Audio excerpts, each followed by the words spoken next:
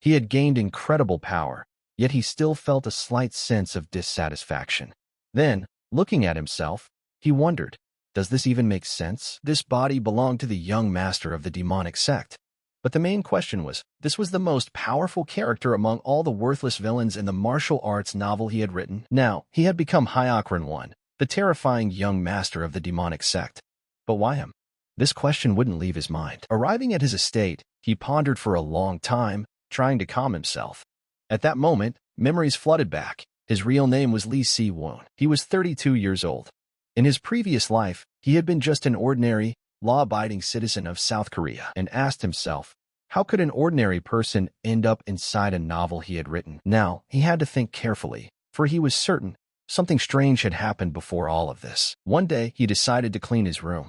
After finishing everything with perfect precision, he confidently declared that he was finally done. But when he noticed a bottle of soda on the table, he decided to take a short break. He had recently moved into a new apartment. He also received a message on his phone. Opening the news, he read that the famous actress Yusara had fallen into a coma after an accident. This only made him angry. He didn't want to read anything at all. But for some reason, the news about Yusara had caught his attention. After finishing all his chores, he accidentally bumped into a steel box, causing all his stuff to fall onto the floor. Among them was his laptop. He looked at it and muttered, "Peace in this world? Don't even dream about it." Out of the corner of his eye, he noticed something strange. The laptop had turned on by itself. A previously created folder appeared with the title, Hero Lee Si-yoon. He proudly rested his chin on his hand and closed his eyes. He decided not to dig any deeper. After all, it was his dark past. However, he remembered that the hero was from a short martial arts story he had written 10 years ago, and it should still be on his laptop. He changed his mind and finally opened his unfinished martial arts novel. He had written it back when he was a student, but suddenly he received a notification saying that this guy must return as a hero. Woon looked at the message and wondered, what could this possibly mean? Something incredible happened. The laptop screen lit up with a bright blue glow, as if opening a portal right in front of him. Woon didn't even have a chance to escape before the portal completely swallowed his body, pulling him inside the story. And now, he had become Hyakran Woon. When he opened his eyes again, he saw himself in a completely new form. But the real question was, did he still retain the memories of the character from the novel? Lowering his hands, he proudly accepted his fate and declared, from now on, I am Hyakran Woon, the fourth young master of the demonic sect, and he's someone he's despised his whole life. He passed out and woke up here, into the same. But suddenly his head hurt so badly that he even grabbed at it. Un was in so much pain that he couldn't even string words together. But he asked, what was that just now? He received Una's old memories in which he looked like a monster, and he was always beating up old people and wishing them dead. But even that didn't stop him, because he also liked to drink. Now he realizes that his head is starting to fill with memories of how he spent his life, and with so much pain, he even feels like his head can't take it all. And now he's seen for himself that Un is actually a very bad person, and he's only given a minor role in the story, but he still turned out to be the kind of scum he'd imagined him to be. But now the problem was this. Before he could finish his words, he saw the flashback again, where Un was killing people. But despite being trapped in the body of a martial arts master, Un is good at nothing. It means that the true purpose of his existence is to be killed by the protagonist to pave the way for him to become a hero. He's actually a villain who has to die at the very beginning of the novel. But why did it turn out this way? But he needs to think of something urgently, because dying was not in his plans. He needs to find a way to get back to his world. Thinking through his plan, the guy remembered that Un is a young master of the demonic sect. Even though he's a good-for-nothing guy, but at least he has the status of a conglomerate or a prince. If translated into modern terms, he has a lot of money and subordinates, and now he had advantages in getting information about returning to his world. But Un decided that he should start doing something already, and he definitely wouldn't die. Un set a goal for himself in which he could return home. The servants were frightened by his cries and said that the young master had gone mad. But Un was still holding the mirror and looked at himself and said that he did look unruly. After thinking some more, he remembered that he had forgotten about another problem. Un is too weak in this story, and now he should use Miram fighting techniques. Standing up on his feet, he entered his subconscious and abruptly began to feel the energy. But then he remembered that he had gotten one of the Heaven Wave Heavenly Sword martial arts techniques. Taking all his thoughts into himself, he decided to give it a try.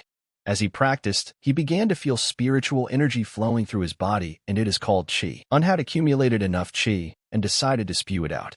When he opened his eyes, he saw that he had succeeded, but the joy didn't last long. During the martial arts technique, he felt his back stiffen. Long unable to resist, he fell to the ground and started screaming at the top of his lungs that even from the street could hear everything. At this point, he was already lying on the ground like a broken man, and he said he was having seizures. But the pain was getting worse, and not being able to stand it anymore, he started screaming in the room and asking for help. And he was even able to tell the servants to call a doctor and even a healer. But suddenly the door opened and a servant came in. She asked the young master if he had called her, but looking under her feet, she saw that the young master was lying on the floor and his body looked like it had been driven over by a tractor. The maid could not stand the picture of what she saw and from fear began to scream in all holes. And she was very scared for the young master. After such an incident, they called a healer who put needles on his body and let him feel weak. But unrealized that he had almost died, for his body was not trained at all. His muscles simply couldn't withstand high-level martial arts. Un couldn't stand it and asked loudly, why couldn't this guy's body do something so simple? After all the procedures, he remembered about the heavenly chaotic destruction sword technique. And this technique of the Henron family, who had produced the largest number of demonic cult leaders. And this technique is actually very difficult to learn. In addition, its use requires a tremendous amount of internal chi. In addition, the user needs the deepest understanding and finest adherence to all their movements. Un said that the previous body master had neglected his training. He was unable to learn even the simplest of techniques. He has never trained his inner chi, and his movements lack precision and grace. That's why he's a real weakling. And it was for these reasons that Hyokrin 1 could not use a single martial arts technique. Grasping his head, Un thought, why exactly did he get into such a weak body? Un decided to go out for a walk. After all, he didn't have much time to just sit still. He needs to come up with a plan. He came to the library of his clan and gathered all the books he would need for his perfection. As he began to study the material, he saw that he was very lucky. After all, the book contained Chinese characters that he could read in his past life, and he thinks he can learn more about the demonic cult now. He found that demonic cult people don't call their sect by that name. They call themselves a divine cult, specifically the divine cult of the sun and moon. During the Yuan dynasty, the divine cult of the sun and moon spread its name widely among the Han people they oppressed. They settled in the Central Plains and set up their fortifications there. In this way, they helped Zhu Yuanzhang to escape from the Yuan dynasty. Zhu Yuanzhang eventually overthrew the Yuan dynasty and established the Ming dynasty. He feared the power of the divine sun and moon cult, as he knew very well what it was, and so he soon drove them away in the first days of his reign. Then they encamped below Xinjiang, a place far from the Central Plains. The remaining cult members were barely strong enough to stay alive. The third-generation cult leader had a deep hatred for the people of the Central Plains for driving his people away. He had accumulated enough strength to try to return to the Central Plains. His place about advancing back was thwarted each time by the alliance of the Murim and the Imperial Army. The 15th leader of the Divine Sun and Moon cult first invaded the Western Foreign region, before sending his main forces to the Central Plains. And now Un realized that in why the former owner had to fight the protagonist. He remembered everything. As the Heavenly Demon Festival nears its beginning, Hekren Moon will announce his plan to advance to the Central Plains and choose a successor. Un is tired of everything and said that he doesn't know who exactly this successor will be anymore, since he's the one who wrote this novel. After the Heavenly Demon Festival, whoever is chosen as the successor will send their main forces to take over the Central Plains. And Hyokrin 1, having suffered a terrible defeat during the successor competition, decided to join the main force to rectify his terrible mistake. As a result, he too went to the Central Plains. He confronted the protagonist in the course, and Hyokun always only made him laugh. And at the end, he died with one punch. Un now realized that he only had 2 years left before the Heavenly Demon Festival began. In other words, he only had 2 years to become stronger and prevent his death at the hands of the protagonist. Un had already prepared to leave and thought that he needed to find a way to fulfill his dream. But suddenly he stopped for a minute. He turned around and took a large sheet of paper and ink and decided to write something. He decided he needed to write everything he remembered about the main character's journey first. But it wasn't that simple. Un sent a maid to fetch the master to bring him to the manor. The master interrogated her. Was it true that the young master had called him so that they could begin their training? The maid lowered her head to the master and replied that it was correct. But the master was shocked and said that it was very strange. The young master was definitely not the kind of person who would choose to do such a thing. The maid supported the conversation and added that the strangest thing was that upon his awakening, he was loudly shouting words in some other language. He even took a paper and started writing something on it. He has been writing for hours. The master was shocked to hear such words and asked, Did the young master learn to write? The maid did not hide anything and replied that yes. The master froze like a statue. Arriving at the place, the master told the girl that she could leave and let her not tell anyone about what was happening to the young master now. The master went up to the room, but stopped in front of the doors. He thought it was because the young master had not yet fully recovered, and now he would have to think about how to deal with the young master if he pounced on him like a rabid dog again. Walking into the room, master asked the boy if he had called him. Turned around and replied that Elder Quan had come after all. Hearing the master's voice, Quan was shocked and thought that the young master had really lost his mind. He was waiting for someone to jerk him around, because he couldn't believe that someone like him could be so polite. Previously, Un had always shouted and swore. He called him a useless old man and told him that his eyes should never see such a creature again. But Un was polite and took a chair and offered it to Elder Quan. The master was shocked and even a little wary, but one at this moment wondered how crazy he must have been that at the mere politeness on his part to Elder Quan had fallen into such a stupor. Quan asked the boy, did he have some kind of problem? Un replied to the elder that it seemed like he was only responsible for taking care of him, or was he responsible for his wallet too? Quan replied that he had both options. Un thought and asked if he sold some of his possessions, how much money could he get for them? Quan asked the Lord, was he in some kind of trouble? If so, let him deal with them for him. Un replied to the elder that he understood exactly what the old man was thinking, but he could tell him he absolutely had no problem with it. Quan was curious and asked the gentleman why he was asking him out of the blue how much he could get for the sale of his property. Un replied that because money is ammunition to do all sorts of shitty things. Quan asked the gentleman what kind of ammunition. The boy didn't go into details and answered the elder to ignore it. That was the meaning of his statement. And now let him say how much money he has now. Quan was sweating at this point and asked what for. Un replied that perhaps someone had died but suddenly came back to life, at which point he would reflect. What exactly did she do wrong with her life before her death? Why do such people do nothing but hoard their treasures if they will not be able to use them after death? And ordered the elder to hurry up and exchange everything he had for money. Quan didn't bother to change the Lord's mind, for he might get angry, and replied that he understood the order. Un suddenly took his hands and said that he was relying on him for this matter then. And they also have a lot of work to do, so it would be really helpful if he started right away. And let them remember to keep records of their finances and treasures and how much they will get from the sale of each and specific item. As he left, Quan felt that even if the young master died and returned back to his body, he has this feeling as if he had become a completely different person. And he can't know if the young master's head is fine or not. A few days later in the morning, Un saw the treasure in front of him, and he said that he had only sold some things from his possessions, but he had gotten so much money. But he still wasn't sure if it would be enough for him to accurately carry out his survival plan.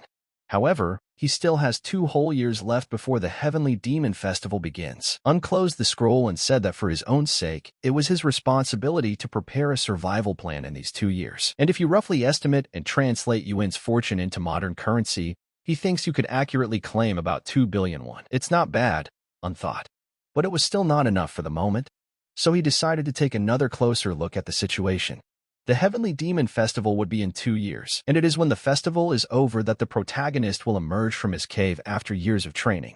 Which means, for the moment, he's perfectly safe. He still remembered the memories of how the past owner of this body was thrown off the mountain, but he managed to survive such a fall and saw a cave near him that he decided to go into. But this cave was not simple. Someone had lived here before.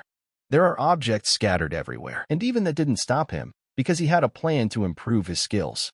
So he started training. Un said that after getting buffed the main character and becoming the strongest in the world, the standard and third-rate Miram story begins. But Guy decided to leave it at that, because while he had money, he should at least get everything ready for the next step, namely to go to the Heavenly Demon Library.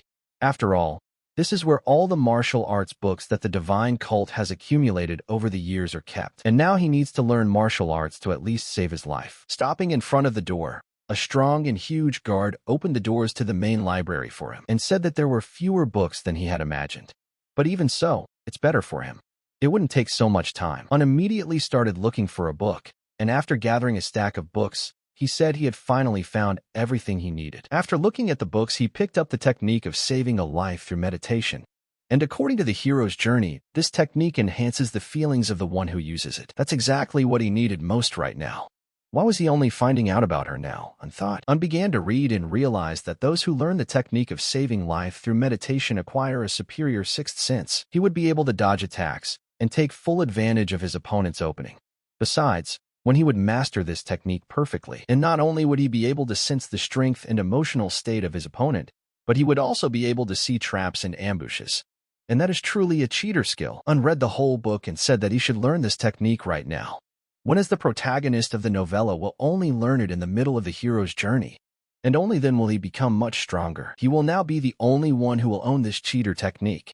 And the mere fact that he's doing so greatly increases his chances of survival. And since someday the protagonist will also learn this technique, he will definitely die at his hands by then. But suddenly looking closer, he saw with the corner of his eye that there were 2 more books.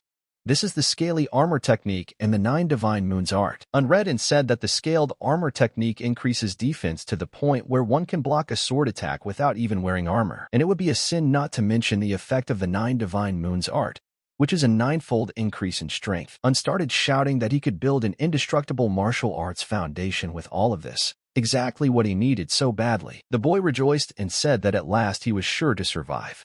And it was time for him to start his training. On the evening of the weekend, the festivities began, and a bunch of people gathered at an establishment, and a guy asked Dan Pan if he'd heard about the recent rumors. Dan Pan asked, did he mean that there was anything even more absurd than their own crazy idiot, Renan, that supposedly rose from the dead? The guy said he had no doubts. Un is definitely a fucking psycho.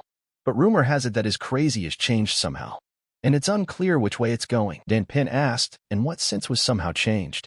The guy replied that when he heard the rumor that he had woken up, the first thing he decided to do was to visit him. Then he was at the Western Manor, but on the way something happened that he did not expect at all. Some servant stopped him and said that the young master was very busy at the moment. He would call him when he was completely free. Dan Pin got curious and asked what he could be doing besides drinking booze and throwing another tantrum. The boy replied to Pin that he wouldn't believe it, for that's exactly what he thought. So he decided to check with his own eyes what he was so busy doing. Eventually found out that Un had locked himself in the Heavenly Demon Library. He still hasn't come out. He's been there for days. Dan Pin started laughing and said that Scum and Chief Bully Un can also read. Is he really thinking about leaving their gang of 4 heavens and making his own gang? The guy says it's just speculation, but does Dan Pin think he's going to participate in a celestial demon festival? Dan Pin couldn't help himself after saying that and told the guy that very good joke. And now he swears that if Un really joins the battle and succeeds, he will become a slave. And everyone here will be witnesses. The boy told Brother Mock that no one was pulling his tongue. He would not get away with it again. The kid thought that Brother Dan Ping was not at all confident in one's victory since he had made such a high bet. Un had been in the library all this time, studying the martial arts techniques he would need. But suddenly he took hold of his ear, because he saw that it wouldn't go away. And apparently someone is saying bad things about him. Instead of trying to learn on his own, it would be easier to learn martial arts if he had a teacher. But Un couldn't lie in the library for long. After all, he had already spent enough time here, and it was time for him to get some rest. Un suddenly thought that since he remembered about the teacher, it was a good time for him to call for one and ran after him. Why didn't he think of this before? And at that time, Elder Quan walked by the library. Un told the elder that he had finally found him. He immediately gave him a list and told him to bring all the people here according to the list, and preferably quickly. Quan looked at the list and asked who all of them were. Un answered proudly and loudly that they were his teachers. Elder Quan asked with surprise, teachers? Un answered him to just bring them here and have him direct them to his personal training area. Quan asked the Lord, is he talking about that pile of garbage? But Quan realized that he had said a lot of unnecessary things and immediately covered his mouth with his hands. Un thought that the scum was an old master behind the scum, that he didn't even bother to clean up his personal training area. Un decided to ask, and how long would it take to clean up the training area and how long before it would be completely ready for use? Quan replied that he thought, under his guidance, they could do it in 1 day. So as early as tomorrow morning, the master would be able to use it. Un rejoiced and wished them good luck, but suddenly he smelled a strange odor. As he sniffed himself, he realized he stank. And he thought he hadn't bathed since he'd locked himself in the library. And now he must go to his estate and take a bath. When evening came, he went into the bath and relaxed and said that it was as if he had been reborn. But looking up, he saw a girl who told him they had come to rub his back. Un did not lick them and replied that he was grateful for it, but that he would refuse this time. He told them to leave, for he could do it himself. The girl was surprised and asked the master why he was kicking them out. Un answered them again that he told them to get out of here. Or can't they understand in a nice way? The girls were greatly surprised and did not recognize their master. But Una's nerves were frayed and he started shouting at them to leave immediately. After his bath, Un came to his room and thought about how he could enjoy his life when it was on the line. After looking at the records, he said he wanted to survive and return to his home world. He needed a plan as reliable as a Swiss watch. A servant came and told the fourth young master, 100 Secretary Jiang Murian had arrived. One ordered him to call him here right away. But Jiang Murian thought, why on earth would a freaking divine cult lunatic summon him for a private conversation? I wonder if he's got some dirty dirt on him. And now he hoped he hadn't. But he needs to think about what a humble scholar pushing paper in the demonic heaven pavilion for the fourth young master could do. In fact, Murian remembered that he had heard that Un indulged in all sorts of rich luxuries. But then why is it that he sees only books and some documentation here? Un turned to Secretary Murian and apologized for the mess in his room. And he preferred to meet him in person, and so he apologizes for tearing him away from any important business. Murian felt uncomfortable and told the gentleman to raise his head. And why is he being so polite to him? And he's being overly courteous to him. And now he asks the gentleman to speak to him carelessly. And if it continues like this, he won't be able to handle the mental stress caused by such courteous behavior. Un thought for a moment and told the secretary that he would speak to him as he had asked. And he himself even realized that it was somehow awkward. Unsaid he guesses the secretary is wondering why exactly he called him here. But the thing is, he had heard rumors that he was well versed in specific martial arts. Murian was shocked and asked the gentleman, did he say anything about martial arts? Un immediately put a book on the table titled Methods of Long-Lasting Meditation Introduction. Un said he knows that the method of long-lasting meditation is not some simple book for a beginner in this field. It contains many advanced theories. They shouldn't underestimate any of the martial arts techniques just because of their simplicity, right? Murian asked the Lord what exactly he needed from him. Un replied that Secretary Jiang Murian, one of those who had written the most detailed instruction manual, the first martial arts that all members of the divine cult were required to learn, namely, the method of long-lasting meditation. Though he had read his book, his understanding barely covered the surface of the method itself, and that's why he wants Murian to train him personally. Murian suddenly got scared and told the fourth young master that he shouldn't tell him that, and how is he even capable of teaching anything? Un replied to the secretary that he was willing to bet that the rumors about him had already reached him too. Murian replied that yes, he is. They say he's the weakest cult member in history, and that he intimidates those weaker than him while attacking those stronger than him, and that the Lord drowns in alcohol and chases every skirt. But Murian suddenly realized that he had said too much and closed his mouth. Un saw this and said there was no need to worry, and he wants to get stronger anyway, but he's concerned about the divine cult's focus on quickly mastering martial arts. And he also believes that building a strong foundation is more important than speed. As the saying goes, a tree with a thin trunk breaks easily. Murian started shouting to the master that he completely agreed with him. Un saw that the secretary was caught not only on the hook, but also on the line and even on the sinker. And now it was time for the final blow. Un decided to say that he had actually heard a lot of people saying as if his opinion was very similar to the train of thought of the orthodox sects, and no one in his sect will be able to accept him. And that's why he's so worried. And he feels terrible that he's starting to go against the ideals and goals of his cult. Murian was listening to the Lord at this moment and was completely polite to him, and even his heart became anxious. But Un saw it immediately and wondered if he had overdone it. After all, the secretary's face was covered with tears. Murian said that due to the lack of balance in the martial arts of their divine cult, he had built his own martial arts. However, no one had recognized them yet. That martial art that is already out there and recognized carries the same meaning as his. Who would have thought that their fourth young master would be the one to understand the full meaning of his theory that he had invested his entire life into? But unsaid, he wasn't sure how far he was even willing to go. But Murian couldn't stand it and fell to his knees in front of the young master and asked him to punish him, his disobedient servant, for failing to discern their true nature, and for trusting in some unfathomable and unfounded rumor about him. Un raised the secretary and told him not to worry. After all, he is an indispensable member of their divine cult, so he could work together with his young master so that they could improve the martial arts of their divine cult together, and offered him to build a new future. Murian said that if he could help his master in any way, that he vowed to put the rest of his life on it, and thanks his master for the honor. The fourth young master, Un was shocked that it had turned out even better than he had expected.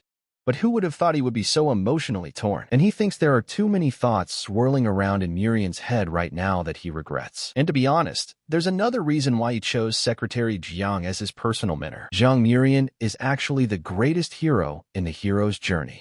someone who was summoned by a demonic tactician. And if he takes over his training, his chances of survival will increase several times over. One wrote in the book that Jiang Muriang had been successfully recruited. And what a good start.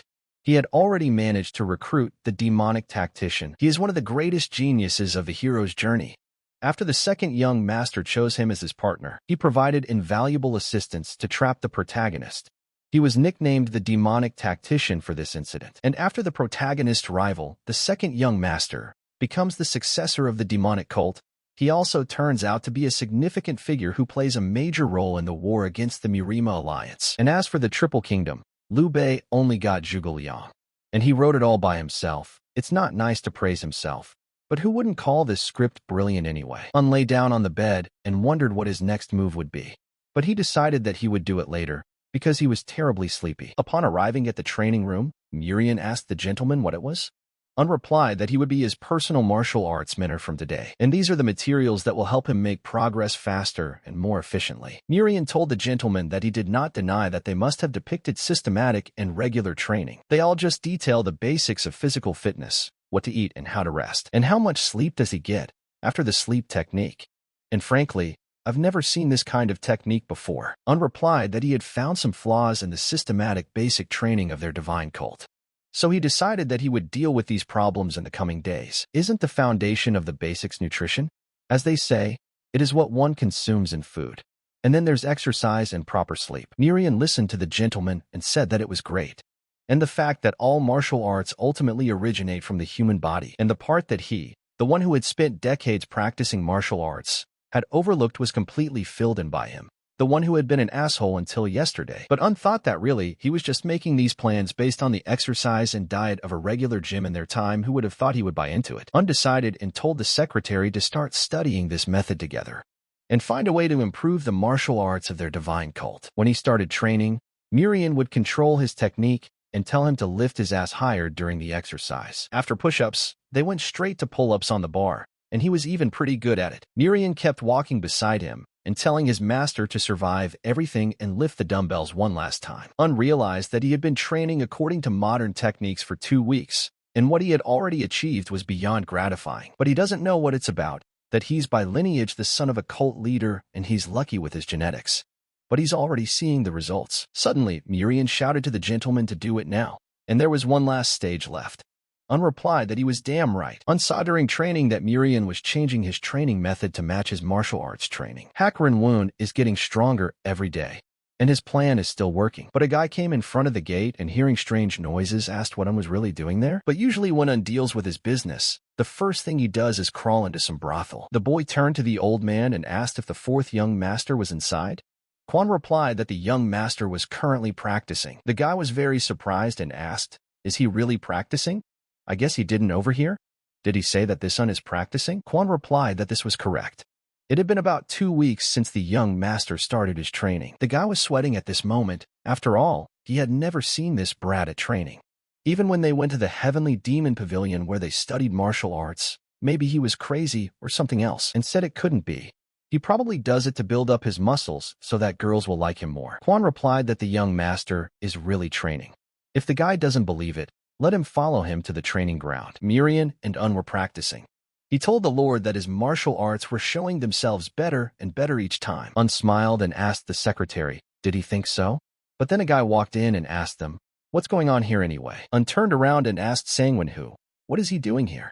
He knew that this guy was a member of the 4 divine gangs. He stays away from them, as their effectiveness in improving his chances of survival is non-existent. But he hadn't anticipated at all that one of them would drop right in on him. Who asked the guy what he was doing? And why did it take him so long to come to them, to socialize, to build a relationship? Un asked him back, can he see for himself? He's too busy practicing. Who asked the gentleman what he was carrying? Had his head not yet fully recovered from being resurrected and brought back to life? What kind of brat did they think the previous owner of this body was, to be so strangely concerned about him? Is he definitely the Hekrenon he really knows? Even the expression on his face had changed since the last time they saw him. He didn't have someone else living in his body, did he? Un saw that this guy was smart, but told him that if he keeps talking nonsense, he can leave. He doesn't have much free time. Who asked the gentleman where he was going in such a hurry? Un replied that after he was resurrected and came back to life, he immediately began to regret his past. He decided that if he was given a new chance, he would take it to the fullest and live the life he wanted. One asked him immediately, did Hu understand what he wanted to convey? And turned around and told Secretary Jiang that they could make another approach. Seeing Miri and Yuan's secretary, he realized that they were overtraining. And come to think of it, this guy looks pretty stocky too. Thought that maybe he should use Hu as his sparring partner. And with his speed, he pounced on him with his attacks. Hu did not expect this turn of events and asked with a frightened face, what is Un trying to do? Un got very close to him and made a punch with his hand, but Hu was a little faster and dodged his punch. Hu didn't get very close to him and stepped back a distance. But Un was shocked that the guy was able to react. Hu shouted at him to stop, for he didn't want to wave his hands. But Un didn't hear him and decided to attack again. But again Hu was able to get his head to the side and dodged Yuan's fist. But Hu got tired of dodging the guy's attacks and adopted a boxer's stance. Un asked him if he was okay. Un told Hu that it's been a long time since he's fought a trained opponent like him, right? And if he wants to get stronger so he doesn't get his ass kicked, how about we train together? Hu didn't expect such an offer and asked with surprise, training? Un answered him, how about working for him? Or rather training with him for a month? A good chance to pick himself up again. Hu asked the guy right away if he was serious. Is he completely crazy? Un pointed his finger and replied that it was only for 1 month. If he became a training partner, he would give him his blue horse that he wanted so badly to take for himself. Hu was shocked and asked the guy if he was cheating. Un gave him a look and replied that he was dead serious as hell. Sangwon, who has been giving Un a nightmare throughout.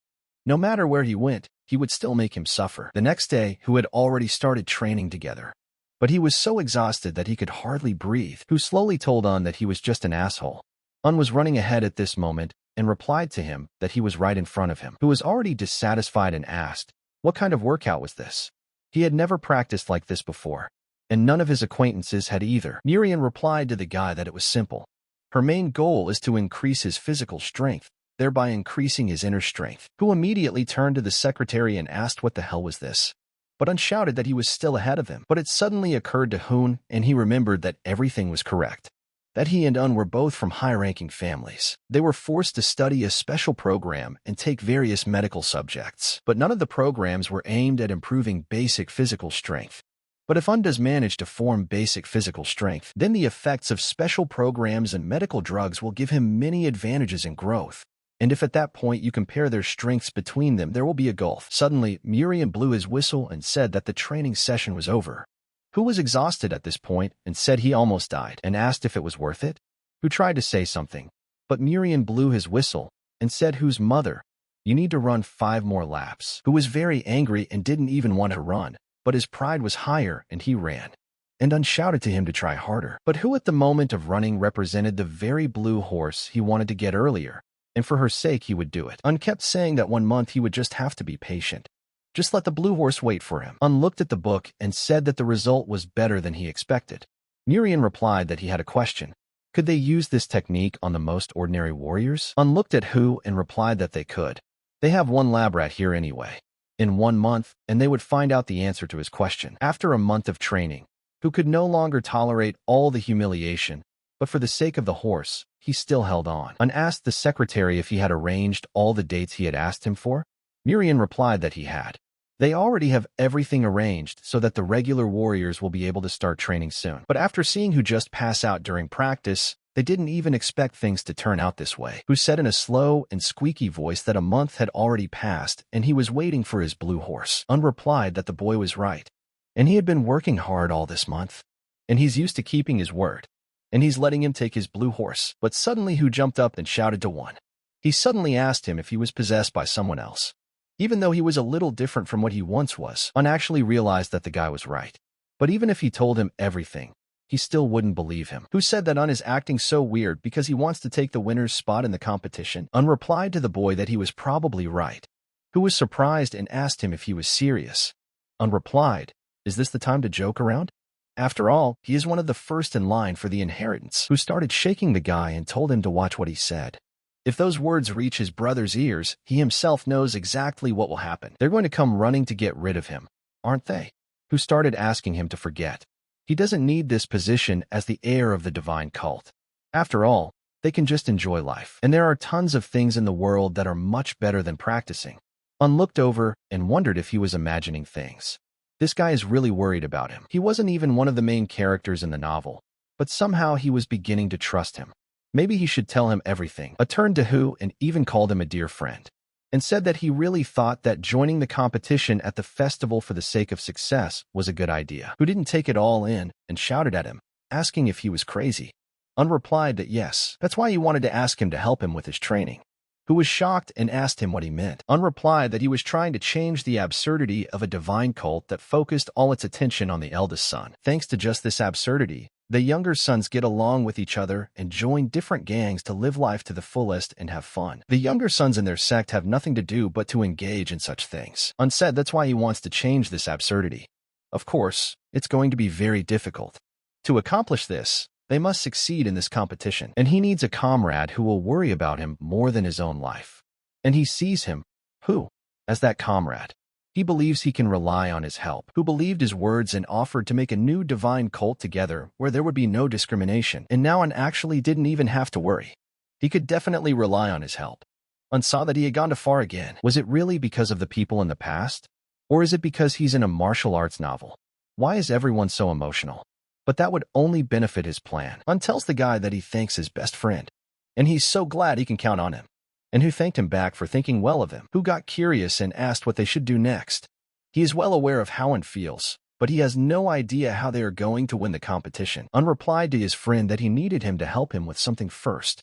Hu told his friend to just say the word and it would be done. In the evening, Un heads to his safe and says that Hu is more useful than he thought. He can't get rid of jewelry that's too expensive, but since Hu was able to use his connections to sell it, there's at least 10 billion won here now. But he wondered how the previous owner of this body had managed to siphon so much money from his relatives.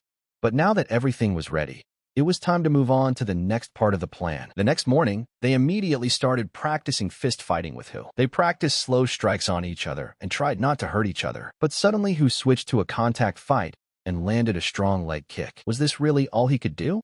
But one immediately picked up speed for his attack and delivered the strongest punch with his fist. Hu didn't even have time to see that punch and got hit in the head. And then he got upset and said that he would never win against him, and suggested that he should rest for a while. Un replied to him that he could rest for a while, and continued practicing his kicks in the air. Hu told his friend that no matter how many times he looked at him, he still couldn't believe it. If he did the same thing in the Divine Demon Pavilion, he would be considered the best. Un replied that he had been busy having fun back then. But suddenly Hu remembered and told his friend that he was considered a martial arts genius from the heavens themselves when he was young. Un thought for a bit and immediately remembered his youth, how during that time he trained and didn't even rest. And his mother was always by his side watching his favorite son toil each day. Even when he was involved in fights between his opponents, he was the best and knocked them out with one punch. And then he looked at his parents who said he was a true martial arts genius from a divine cult. And just like the second coming of the divine demon, Un always cheered in those moments when his parents praised him and couldn't even hide his smile. But a little later his mother died, and all the people in the cult mourned her death. They even escorted her to the cemetery for the saints. But Un could not bear the death of his mother, and he mourned her body that day. And since then, he fell into the void and lost all his passion for martial arts. He did everything small-mindedly, didn't exert himself in life, bullied the weak, and had only the Ching of the Gang of Four Heavens in his entourage in the company of girls and alcohol. Li Si-woon took over his body. His emptiness turned into survival, and now he has to come back too. And his training is the only chance he has to get back on his feet. Hu heard the guy mumbling and asked him what he was saying there. Un replied that it was just thinking out loud. Suddenly he remembered and said that he wanted to ask him for one more favor. Hu asked what kind of favor.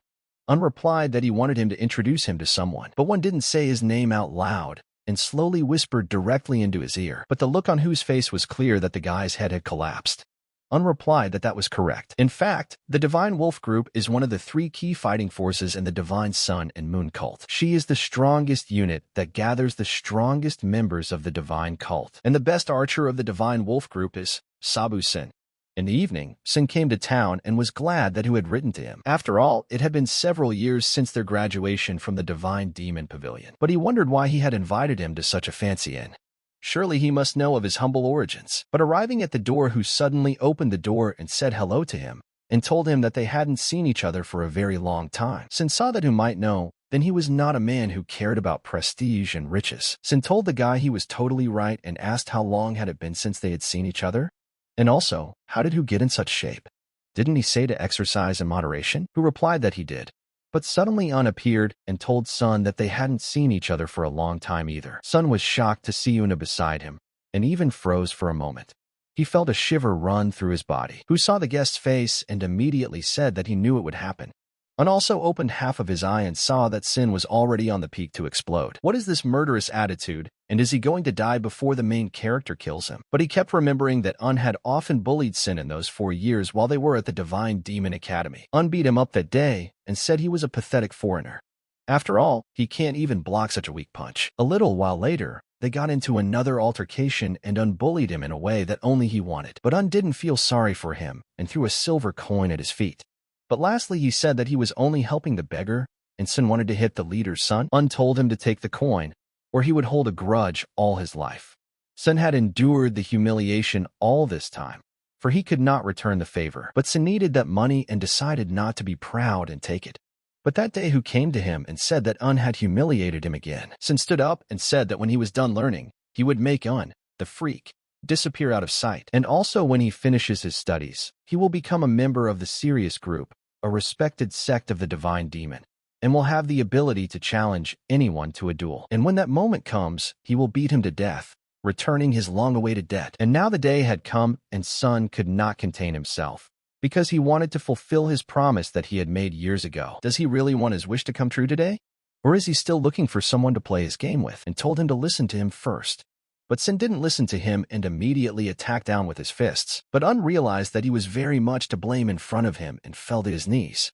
And Sin looked at him as he had then before. Sin was surprised at this and said that Yuan's game had gotten even funnier.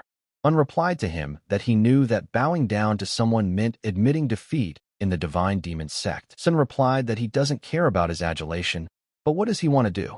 Un says that he is fully aware of why he is acting like this, but he wants Sun to listen to him first. Sin didn't understand anything and said what a foolish thing to say.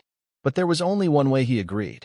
If Un would survive his triad Chuzik, who immediately saw that Sin had lost his mind. After all, how could he deal with a triad expert of the serious group, the strongest in the Divine Demon sect? Un stood up and thanked him for such an offer. Sun immediately attacked him, but the boy fell down and dodged his attack. Un immediately felt that if Sin hit, it would hurt a lot. And now he only had to dodge the blows. But Sin could not stop his anger, for all his humiliation was still in his soul. But Un understood him, and only dodged the blows. Seeing Sin's full power, he was even a little scared. After all, the guy had grown a lot in his strength. But suddenly Sin reached out sharply and grabbed Un by his clothes. He said one last time. Without thinking for long, Sun lifted Una into the air, and with all his strength, sealed him right onto the floor. Un felt the power of this guy on his body.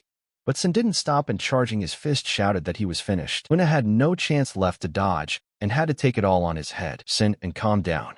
But Who began to panic for his friend and shouted. But it turned out to be much more surprising. Un managed to put up his defense and didn't even get a scratch. Sin was shocked by this and thought, when did this rascal have time to learn this? Un opened his hand and offered to chat for a while and said he had exactly 1 minute. Who also entered the conversation and told Sun that since the promise of the triad was over, let him listen to them and get right to the point. Un looked at his hand and realized that he was just lucky to have blocked his punch. Upon sitting down at the negotiation table, Un immediately told Sin that he needed his power. Sev told the guy that he didn't know what he was talking about. Un replied that in the Divine Wolf unit, all the warriors used swords and spears as their main weapons. Sin just isn't a member of that clan. Sev said to the guy, is he implying that the bow as a weapon is contrary to Mu Gong and only cowards use it? Un replied that yes, and he needed to master the skill of using it right now. Sev didn't expect that and became very angry. Sev told the guy that you can scoop the bullshit he's talking out of his mouth in buckets. Un replied to him that when he said skill, he didn't mean anything bad. He had just misunderstood him slightly. In a divine demonic sect, one is always looking for an opportunity to gain supremacy. Swords and other melee weapons are considered good tools to achieve this goal, and they are wielded by warriors, and they look down on ordinary archers, because the way they keep their enemies in check is not superiority. And now he believes that Sin's skill is very useful, and it can be used to dominate the battlefield. Sin was totally shocked by this and asked him for a moment. But lastly, Un asked him if he wanted his talent to rot away. Sin replied that he wanted to very badly. Un said that he plans to create the strongest unit of archers in their distressed cult, and it will be even more powerful than his group. He wants to put him in charge of this unit. Sin immediately stood up and froze. Sin got angry and asked Una, is he still looking down on him? I mean, he's going to keep on bullying him. Over and over again, didn't talk to him for long and showed him some boxes.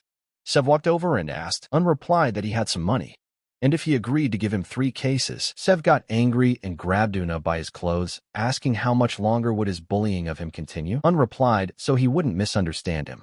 His current goal is not to bully him. He really wants to create the strongest archery unit. And among all the people he knows, there is no one who has such an immense talent in wielding a bow as he has. And that's why he took the risk of inviting him here. He's about to become the successor to a demonic sect. Sev thought and told him that he was just a regular idiot who had always been a crazy moron. Replied that it was exactly like that. And since he had long since been enlisted as a lunatic, he should do everything as clearly as possible. But suddenly Hu told him that he wasn't just a crazy retard. Was surprised and asked that he was just a full-on jackass. Sin noticed that this was true, and those eyes no longer those empty eyes that they were during the Divine Demon Academy. And now as he sees it, those eyes contain unwavering determination. Sev thought for a moment and sat down at the conference table. Also sat down and asked him, did he finally change his mind? Sin replied that yes, he had. But let him know, it wasn't because of the gold he offered him. He has heard that after people die and come back to life, their character changes. And he only agrees because he has sparked an interest in him, and he wants to keep watching him. Raised his drink and answered him that he understood. And now they could drink to their cooperation. After talking for a bit, Sin said that it didn't matter to him. No matter how much he puzzled over it, he still found it hard to believe. And now he's telling about the offer he made him today. Replies to the guy that he knows exactly what he means, and he sincerely regrets what happened during his time at the academy. He was young and stupid. Sin said that the thing was that he didn't fully trust him yet. Asked, then, what should he do to gain his trust? Sin replied that he should learn archery from him, to shoot arrows in perfect trajectories. Asked in surprise, what was the guy talking about?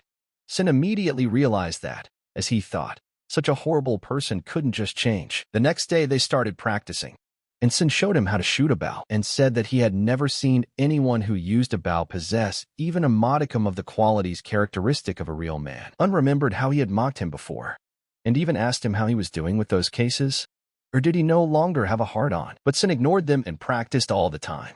Even when he was about 10 years old, he was already a good shot. His father trained and taught him all the time.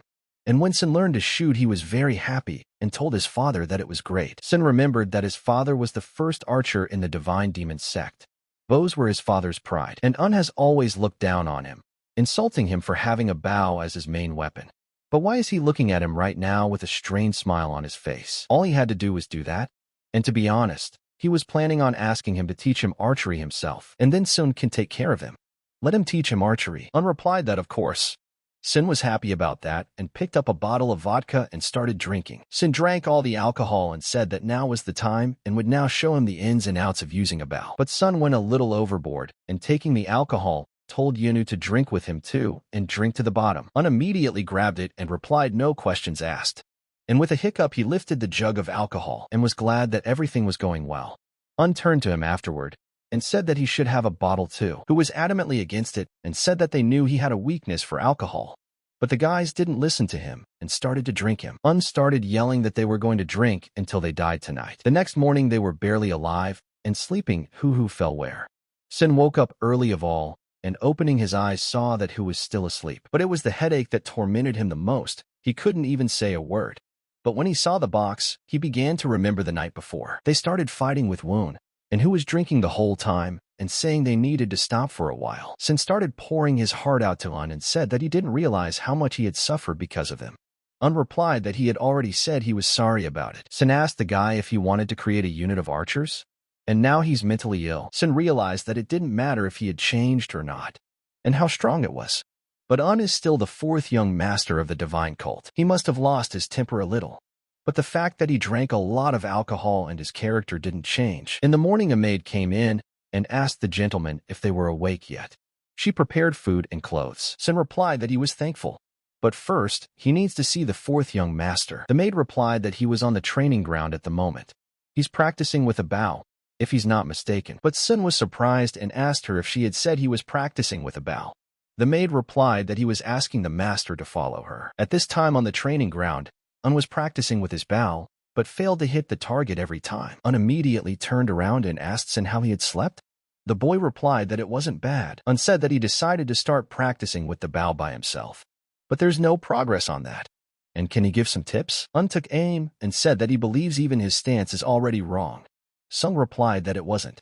This stance is used during hunting, so he wouldn't call it wrong. Un began to laugh and said, as expected of a devil archer, he had just studied it during the great hunt. Sun answered him that he was happy for him. But what kind of devil archer?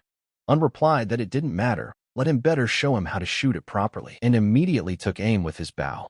Un looked at it all and saw that it was not bad. Sun immediately released an arrow from his bow, and aiming the arrow was so fast that it couldn't even be seen. But at the end, the arrow hit the target. Un looked at the board and was shocked by what he saw. He even started clapping Sin and saying that it was awesome. Did he know that hunting and attacking someone were two different things? Un replied that was fine and then let Sin teach him. Sin said that he has a joint training session with the Divine Wolf group in the afternoon, so they better get busy training him as soon as it's over. Un replied that there was no need for that, and they would start right now because he wouldn't have to go to a joint training session with them. Sin asked him why he thought that, and asked him in response, did he forget that he had made a contract with him yesterday? It said that he would leave the Divine Wolf group and join the unit he was going to create. Sin remembered everything and how Un had told him to sign, and they would continue drinking further. Un brought the document and said that this contract was his, let him take it. Sung looked at it and was shocked. He even asked if it was okay to put him too big a down payment. According to this contract, his current salary was 10 times the salary he received in Divine Wolf. Un asked in response, should he have to explain such simple things to him? The most talented people should be appropriately rewarded for their services, and there are also a lot of other social benefits out there as well, so have him peruse them. Also, he has already ordered the boxes of gold to be delivered to his house, because they are quite heavy. He couldn't have done it alone, so he's counting on him. They will work together for the future of the divine cult. Un saw the look in his eyes and noticed that everything was going according to plan. He had gotten his hands on the best archer in the novel, who would be called the Devil's Archer. The Devil Archer is someone who could be the left hand of the second young mastermind, who worked alongside the demonic tactician to get the protagonist into a lot of trouble. Before Sun was called that, the protagonist had already killed On. In the end, they had no contact with each other in the novel. He had no idea that he had suffered so much, especially in a setting that he hadn't even written at all. It had all worked itself out. And according to the plot of the novella, after the second young master becomes the successor of the demonic cult, he will build up his own strength and create a unit of archers called the Demonic Archer Unit. This is to better prepare for the war against the Murima Alliance. Sun was elected as the leader, but because he suddenly wanted to create an archery unit despite having no power or influence. And his unit of archers wouldn't have the same destructive power as the second young master. But suddenly he saw that it wasn't just about the archery unit. He needed the strongest special unit possible, one that could do anything. Un sat by the window and drank tea. But he thought, how is he going to form a special unit? But suddenly someone knocked and Hu and Sun entered. Un told them to come in and asked how Professor Hu was doing. This is a list of the names of the outstanding archers of the Divine Wolf group that he knows. Un asked Hu how the formation of the special forces was going. Hu replied that it is quite problematic. He knows that a commander is needed to form a military group. Wouldn't there be enough masters? Who replied that if it was his personal military unit, except when it comes to a divine cult, things are different. There are requirements that must be met. Un said that means it has to be done in order for the military unit to get some benefits from the cult. The operating expenses of the group, the right to use the training field, and the supply of weapons is all that an official troop needs. And they don't have the money for that. Who replied that the best way was to absorb the pre-existing group. Since their divine sun and moon cult not only has a central army, but also other small and large groups, they might try to establish their control over one of them. Un asked, are there any among them at all who could match them? Who replied that of course, he even knew them. Un thought and asked him which group was he talking about? Who answered him, hadn't he forgotten? Even though he was one of its original founders. And he's talking about the Four Heavens Gang. Are these scum recorded as an official group? Who replied that he had told him so. Though he paid for most of their entertainment, there were times when they were subsidized by the sect. Un said he didn't even know about it. Who replied to him that it was because the actual manager was not him, but Dan Peng. Un asked, then who is registered as the head of the Four Heavens Gang? Who replied that he could not be called a leader at all. A better leader would be him or even Sin, and he doesn't think Dan Peng is competent enough to do that, so he probably hired experts instead. Un let go of his head and said that the problems appeared one after another. And then it was time for them all to hit the road now. Un replied that they were going to meet mock Dan Peng. Who asked him if he was going to ask him to give him the group. Un replied that yes, Why shouldn't he? Who told him that he didn't realize what kind of person he was? He uses his name to get money, which he spends on girls and alcohol. Does he think he'll just give up his pretty life for nothing? Un replied that if he doesn't give in nicely, they'll make him. They didn't have much time to waste. Who said then he should have talked it over with Dan Ping beforehand, and they could discuss it together under alcohol. But Un replied that no, they need to go right now. Who asked him, does he want to go right now? Un replied that yes, so they should hurry up. Immediately after the conversation, aren't they asking for trouble? Mock Dan Ping is not the kind of person who will obediently make any concessions. Un said he would ask him, upset the kindest of eyes, that wouldn't work? Is that what he's implying? Who said they should try to get the gang of Four Heavens before he goes out to dinner and booze? Otherwise, Sin will have a harder time. They had already arrived. Un came into the house, and without even shouting he began to pound on the door with his fist. But then the door opened and asked what was going on. Don't let them think this is the kind of place you can just take in. But the old man looked closer and saw a quartered young master in front of him. He bowed and saluted. Un said he was in a hurry, so he banged on the door harder than usual. And he apologizes. Where's Mock Dan Ping now? The old man replied that he was taking a meal. Should I give him a message? Un replied that there was no need. He would take care of it himself. The old man said okay then, but Un went to the front doors and opened it with a bang. But at that moment, Pin was drinking by himself alone in his room. But Pin heard the door open. He started shouting that he was saying no one should come in here. He tossed the alcohol aside and shouted that until he had finished his meal, but Un was already very close and caught the jug of alcohol. When Pin saw his brother, he said that Renan had come to see him, and when he looked closely, he said that who was here too. I wonder if it's a coincidence. Pin looked at everyone who came to him and asked Una why he was hanging out with creatures like him, and he pointed his finger at Sin. Un at this moment saw that Pin looked more like a bandit than he expected. He sat down at the table and put his feet right on his food. Pin asked him what he was doing here in the first place. Un replied that Sun may be an asshole, but he's also his right-hand man, so only he can call him that. Pin couldn't stand this conversation and picked up the alcohol and began to behave appropriately at the table. Un at this moment wondered why the past master of this body had chosen a swine like him as a close friend. Pin didn't understand and asked his brother, had he eaten something bad? It looked like coming back from the dead had messed him up pretty badly. Pin picked up his smoking puff and told Un why he had brought his ass here. Into the possession of the Four Heavens gang? Un replied that he was here to get back what was his. Pin asked with surprise. Un immediately told him to his face to have Pin return the Four Heavens gang to him. Pin didn't like what he said and asked him what he had in mind. Does he want to enter the succession contest? Un slapped his hand on the table and replied that yes. The gang of Four Heavens would become an official military unit and join the Eastern Star Palace. Pin listened to his brother and suddenly started laughing. He told Un to wake up. He had told him all along that there was no way he could do that, and UN scum didn't have enough professionalism. Un immediately told him, enough is enough. He needs to hear those 3 magic words from him. Let him say that he understood everything, and asked him what did he just say? But unable to stand it, he picked up his pipe, but Un did not take cover and simply extended his finger and stopped the blow. He told him to say that he understood, and then he would forgive all his sins. But Pin stood his ground and told him not to mess with him, and flew at him with his fists. He was very slow and easily stopped the punch and said that it was so hard for Pan to say those words. Pin couldn't do anything against his brother and was shocked by it. But Un didn't play with him for long. Pei became even more furious after this and asked him how dare he? But Un did not listen to him and slapped him again. Un didn't ask him any more to say a few words, and stood over him and started punching him like a punching bag. Pin raised his hand and told his brother to stop. But Un replied that this was the wrong answer. After all, he should say that he understood everything.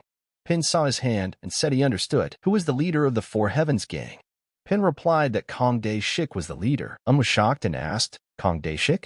In the evening, they took the horses and wondered what he should do next. But Un asked the guys, isn't Kong Dae Shik a member of the Dark Shadow gang, an assassination squad? Who replied that yes, and he's also a high-level master. He also has a bad reputation, which is why he works for Mok Dan Pung under his name. Un said that for him to be the leader of such a disgusting squad was a waste of time. Sin suddenly got excited and asked, so they're going to go to Shirku's right now? Un replied that no, they would do it later. He was hungry. They would probably visit him a little later. Un saw that when he came face to face with Mok Dan Ping, he almost skated away from his nerves. How could he go straight to an even scarier wolf after that? If he hadn't learned the technique of scale armor, he thinks he would have lost at least his finger a long time ago, even when he was beating him using the 9 Divine Moons art. It wasn't the most significant damage. From this we can conclude that High Akron Wound's martial arts are far from perfect. and now he needs to become even stronger. The next day, Peck came to the palace and shouted to Yunu to come out and talk to him. After all, he had recently come to see him while he was unprepared. He had struck a surprise attack from the sneaky side, and looked at them and thought, what kind of actions on his part did he expect to see if he brought Kong Daeshik here? And then one of the people came out and said that he was here to a gang of losers. And if young Master Mok told the truth, the situation could get worse depending on how they reacted. Un immediately showed up and said that if that's what he wanted to do, it just shows that he's not experienced at all. And it's going to be like this, and told Khan it was him. And let him not listen to anything he says. And he must be stomped on, kicked his foot straight to the ground and said that he would show him what his demonic sect skills were worth. Un was on standby and told him to attack already. And in truth, he didn't think that a high-level master would succumb to the tricks of them, who was even weaker than himself. And now it was a waste of energy and time for him. He asked Khan's leader where his weapon was. Khan replied that if he took his weapon, the guy would lose a limb, and they need him in one piece. But he can use his weapon. Un realized that Kong was looking down on him.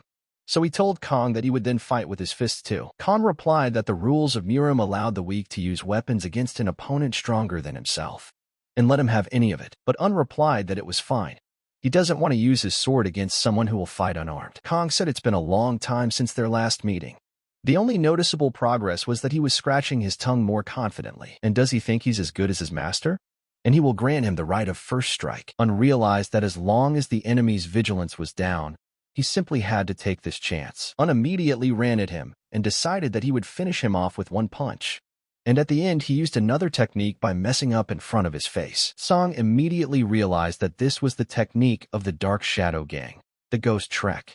But how would the fourth young master know the technique of the Assassination Squad? But suddenly he felt that Un would attack from behind and decided to turn around. But he saw that he wasn't there, but Un couldn't resist laughing.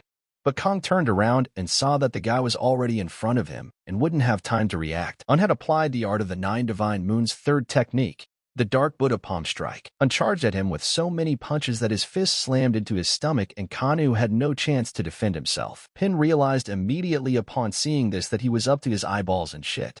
Kong fell to the ground and couldn't move. Pin asked him how could this happen, but Kong was unable to say anything. Un next pointed his finger at Pin and told him to come over.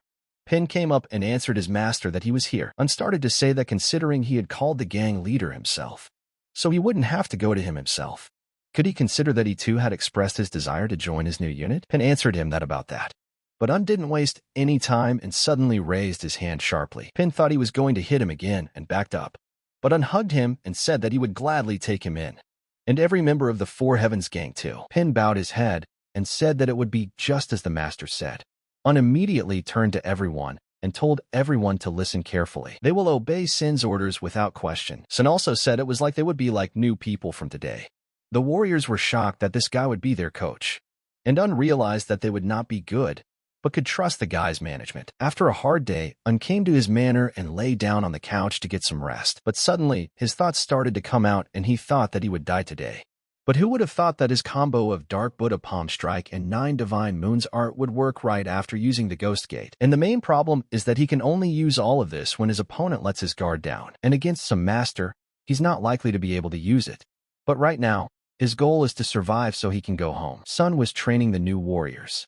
The boys were already weak and could not tolerate such hard training. Pin was already unhappy during practice and thought, why did he even agree to this? Suddenly Sin asked them, aren't they going to pick up the pace? Who saw all this and realized that Sun was becoming more and more reliable since he became the deputy leader of the unit. Un could really become the successor. But Un suddenly walked over and told leader Sun not to give those Sachkuns a moment's rest. Sin turned around and replied to him that he understood. Un walked over and looked over and said that it wasn't easy to run the unit. But Sin was angry at this point and shouting asked the students if anyone had allowed them to rest. But Un remembered and said that since he had become the leader of the Four Heavens gang, we should choose a new name for him. Who asked in surprise, Black Lion? This was the first time he had heard such a thing. Un said that their dream is to make the future of the divine cult better. And so he decided to choose a new name to characterize the change. And this is their new symbol. Who was surprised and asked a symbol? When he opened the scroll, he saw that there was a black lion drawn, and he said he had never seen anything like it. But Un realized that he had literally plagiarized the logo from his real life. But the way he sees it, who really likes it? But Un said that they were still very weak though. That's right, Sun brought about 30 archers with him, but they need at least 100 to be considered a full-fledged unit. But for a new unit like theirs, Un suddenly asked, the demonic pavilion's graduation ceremony should happen soon enough? Who replied that all the geniuses of the demonic cult should gather there. Does he really think they will join them? Un held out the book to him and replied that for that, yes.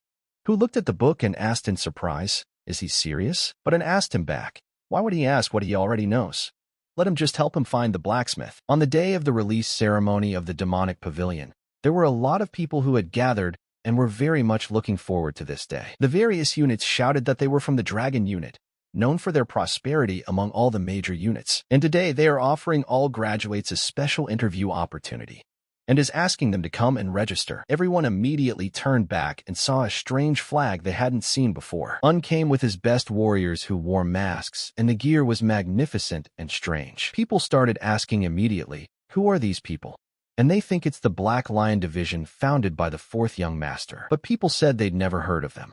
Maybe they're called that because of their black armor, but people couldn't even believe that they had decided to make Black Lion armor. And this is the power of an external member of the Rahu clan. To think that he made an armor made of black iron that is worth like gold. Unnoticed that they were the ones that all the people were looking at.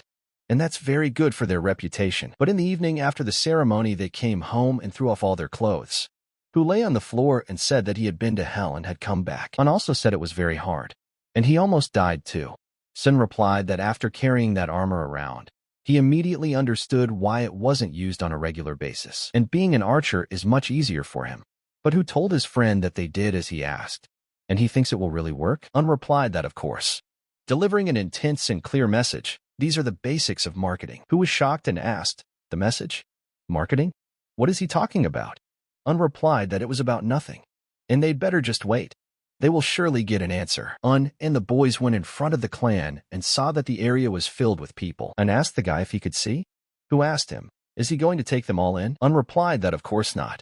First, he would need to check their basic physical strength and choose only those worthy of staying. He's going to start a division in Murima, symbolized by a logo from his modern world. Un looked and realized that he was done with his personal division. And now it was time to improve his influence and position within the family. And he's even ready to face his main rival, the second young master. Un went to the meeting and greeted his sister and said that they hadn't seen each other for a long time. He realized that he first needed to deal with the one who was planning to form an alliance with the second young master, namely Rin Wool, the third young mistress. Rin Wool told her brother that if he was here to beg for his life, she had heard him. Now let him get the hell out of here. But Un replied that actually he had come to offer her an alliance. Wool said that he had no powerful abilities or authority. The only thing is that he has money from his own family from the Rahu clan. And what did he offer her now? He's a lecherous moron. And after this, he just has to beg her to keep him alive. Because it's going to happen very quickly. Un replied that he would do it again.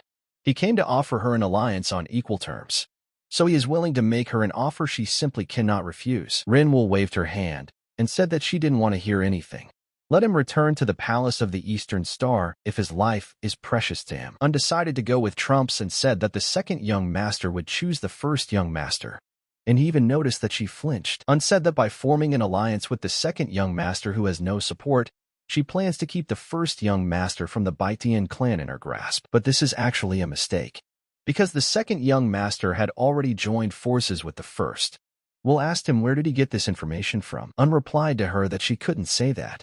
And he realized in his head that he couldn't say it, that he himself had made it all up by writing the short story. Val asked her brother if that was why he wanted to be her ally. Un didn't hide it from her and replied that it was exactly that, and said the alliance was on equal terms. But she wouldn't get anything if she made an alliance with him. Un replied that was correct. But what if he offered to make the Rahu clan her ally? Val realized that an alliance with the Rahu clan, the largest in numbers in the capital. But Will asked him how he can lead an alliance with their Chanyu clan when he is not even recognized in Ra's clan. Un replied that this is only the case now. He'll make things right, because he's about to go to the Devil's Dungeon, but knew that this was a place that from its very foundation, in 300 years no one had ever been able to overcome and get out of there alive, and a place where the only thing a man has to do to enter is die. This Cretan thought he'd go there. Val asked him if he realized exactly what it meant to enter a demonic dungeon. Un replied that this was the only way he could show everyone the seriousness of his intentions. So he eagerly waits for her answer. After he returns from the dungeon, Un went in front of the clan to watch Sun train the clan's new apprentices. But Un remembered that the Devil Dungeon and Training Center built by the third-generation leader and to nurture his talents. It was he who laid the foundations of the divine cult of the sun and moon. And going through a dungeon is a very long tradition to become a full-fledged investigator of a demonic cult and gain the recognition necessary for a successor. And this is what he wrote in the novella. Un suddenly grabbed his head and asked himself why he had thought of all this. If he entered the dungeon, the chances of survival would plummet to zero. He simply wouldn't be able to overcome it. If there was a second young master in his place, he would be able to. But it's him after all. But Un pulled himself together and stood up from his chair and realized that everything is to survive. He simply has no other way. The next day, Un immediately set out on the road, and walking beside the rock, he came to the main entrance. But the guards were also surprised to see such people, for it had been a long time since anyone had entered the dungeon. But Un promised himself that there was no way he would die here. And igniting the torch made his way into the tunnel. Un started to undress and said that he thought it was time. He changed his clothes a little, taking some warm clothes with him. Preparing himself to the fullest, said he was done. And suddenly hearing sounds, I felt they were already here. And the devil's dungeon means it's already begun. And the first test is demonic mosquitoes. They sting a man and send him down with their hallucinogenic saliva. And there are several hundred of them in total. And they'll sting until they've sucked every last drop of blood. But Un confidently said that he knew this would happen. So he had picked up the confrontation techniques from the artisans beforehand. Un prepared himself and waited for his moment to start fighting them. But the creatures were already very close to him. But he had thought of everything in advance, and pulling a weapon out of his backpack, he used it against the strange creatures. Un began to rejoice and said that they had not seen this coming. Now let them see his insecticide sprayer, and saw that the creatures couldn't stand the chemical liquid, and all had died. Un said that the second young master handled these mosquitoes with the art of fire. He didn't deal with them as well as he did, but at least he was effective. And it's safe to say he passed the first test of the Devil's Dungeon. At this time in the Murim, the first young master Hekran came to Jean and asked if he was too sluggish. Why should he worry and tear the hair on his head because Un had entered the dungeon? Jean replied to the guy that he was right. But wasn't he planning to enter it himself next month? Jean replied that he didn't even know himself. It still didn't change the fact that he was already there, wondering what had gotten into him in the first place. Jean replied that nobody cared. That jerk just wanted to die a dignified death. Although it's okay to kill, but when he calls this guy his brother, he gets all giddy. And that was to be expected from someone who had the blood of those wretched merchants running through him. But suddenly Jean didn't feel well and set his glass down on the table. Things started shaking and the alcohol in the glass was spilling out onto the table. Jean saw that something was about to happen. But Jean pulled himself together and said he was apologizing. They are men who have devoted themselves wholeheartedly to the cause of their divine cult, and asked him to refrain from such words. Others, hearing them, might misunderstand him. But Jean still remembered his battle with Jean, who had defeated him with a hidden technique that day. But Jean was really curious how many people were already aware of how terrifying this weak-looking guy was. Un was still in the cave, but suddenly felt chills all over his body. But he touched his ear and realized that now he needed to prepare for the next challenge. But Un heated his handkerchief and blindfolded himself, and decided to embark on phantom education. He decided to feel the road and move forward with slow steps, but knew it was the place where every nightmare lurking in the depths of the mind was breaking free. And the fog floating around here plays a role in making these very nightmares seem as realistic as possible. But then Hekran swept away all that fog with the help of martial arts. And the moment when even a grain of doubt settles in him, or he lets his mind go feral, is considered total doom. Un advanced step by step and said that as long as the eastern sea did not dry up and Mount Baekdu was not worn out. Removing the handkerchief from his eyes, he looked around and saw the entrance in front of him.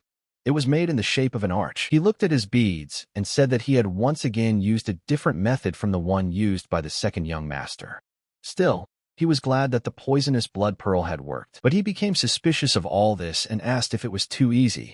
Now all that's left is the third test, and it would be cool if it turned out to be just as easy. But Un decided to use another way, and upon opening the strange vessel he smelled the odor and said it stinks badly, and wondered how he could even use it. But since he wants to survive, there's nothing else to do. He stirred all the liquids and said it better work. He was already too far gone as it was. Un put the vessel in front of the entrance and suddenly started running away and wished he could make it work. Hiding behind a rock, he watched the entrance, but suddenly he remembered something and looked at his hand. He decided that he needed to use a ghost hike to avoid unnecessary sound. Also scaly armor to increase his body's defense. Suddenly, slow footsteps began to be heard from the archway, and the ghost smelled a strange odor and walked only on it. Un knew they were underground monsters, and he couldn't believe that something like them even existed. And even a peak martial artist would have a hard time dealing with them. Also, since they can't see, they rely only on their sense of smell and hearing. He has applied an ointment that knocks down the odor, and now remains to be still. The ghost must think he's a stinking rock, and there's a bottle next to it that should get his attention. It has a more interesting smell than he does. The ghost approached the vessel slowly and began to smell it. But he didn't like the smell and got so angry that he tossed the vessel aside. Un saw this and realized that he needed to act right now. Running, he jumped over it to enter the next round. But Un himself didn't know what he had put in that bottle. And red chili powder and some volatile substances. But it turned out to be much more complicated than that. Suddenly, Un was shocked by what he saw and didn't understand why things had gone so wrong. Looking into the cave, he saw that this ghost was not alone, and the others were on their way out. Un took form as well, as did the ghosts. He immediately realized that there were far more of them than he had expected, and there must be the whole Addams family here. But Un was a little smarter and hid behind a rock. But he hoped they would just leave. But Ghost was very close to him at this moment, and Un was trying not to even breathe at this moment. But suddenly Ghost looked in his direction and pulled out his long tongue. But Un didn't even move and just hoped it would go away. But Ghost felt his breath and angrily opened his big mouth and started screaming. But one was also frightened at this moment and started shouting back. After all, he didn't even realize what was going to happen next. But under Yuan's hand at that moment found the pistol with which he had killed the creatures and used it against the ghost. But Ghost didn't like that at all, and after that he got even more furious. And he hit me with his huge hand. But Un was a little faster and dodged the blow immediately. The ghost just stroked his hand across the stone. He realized that since things had turned out this way, he would have to fight his way to the exit. But the ghost wouldn't just let him go, and ran after him to devour him completely. Un didn't even look back, and saw only white light in front of him.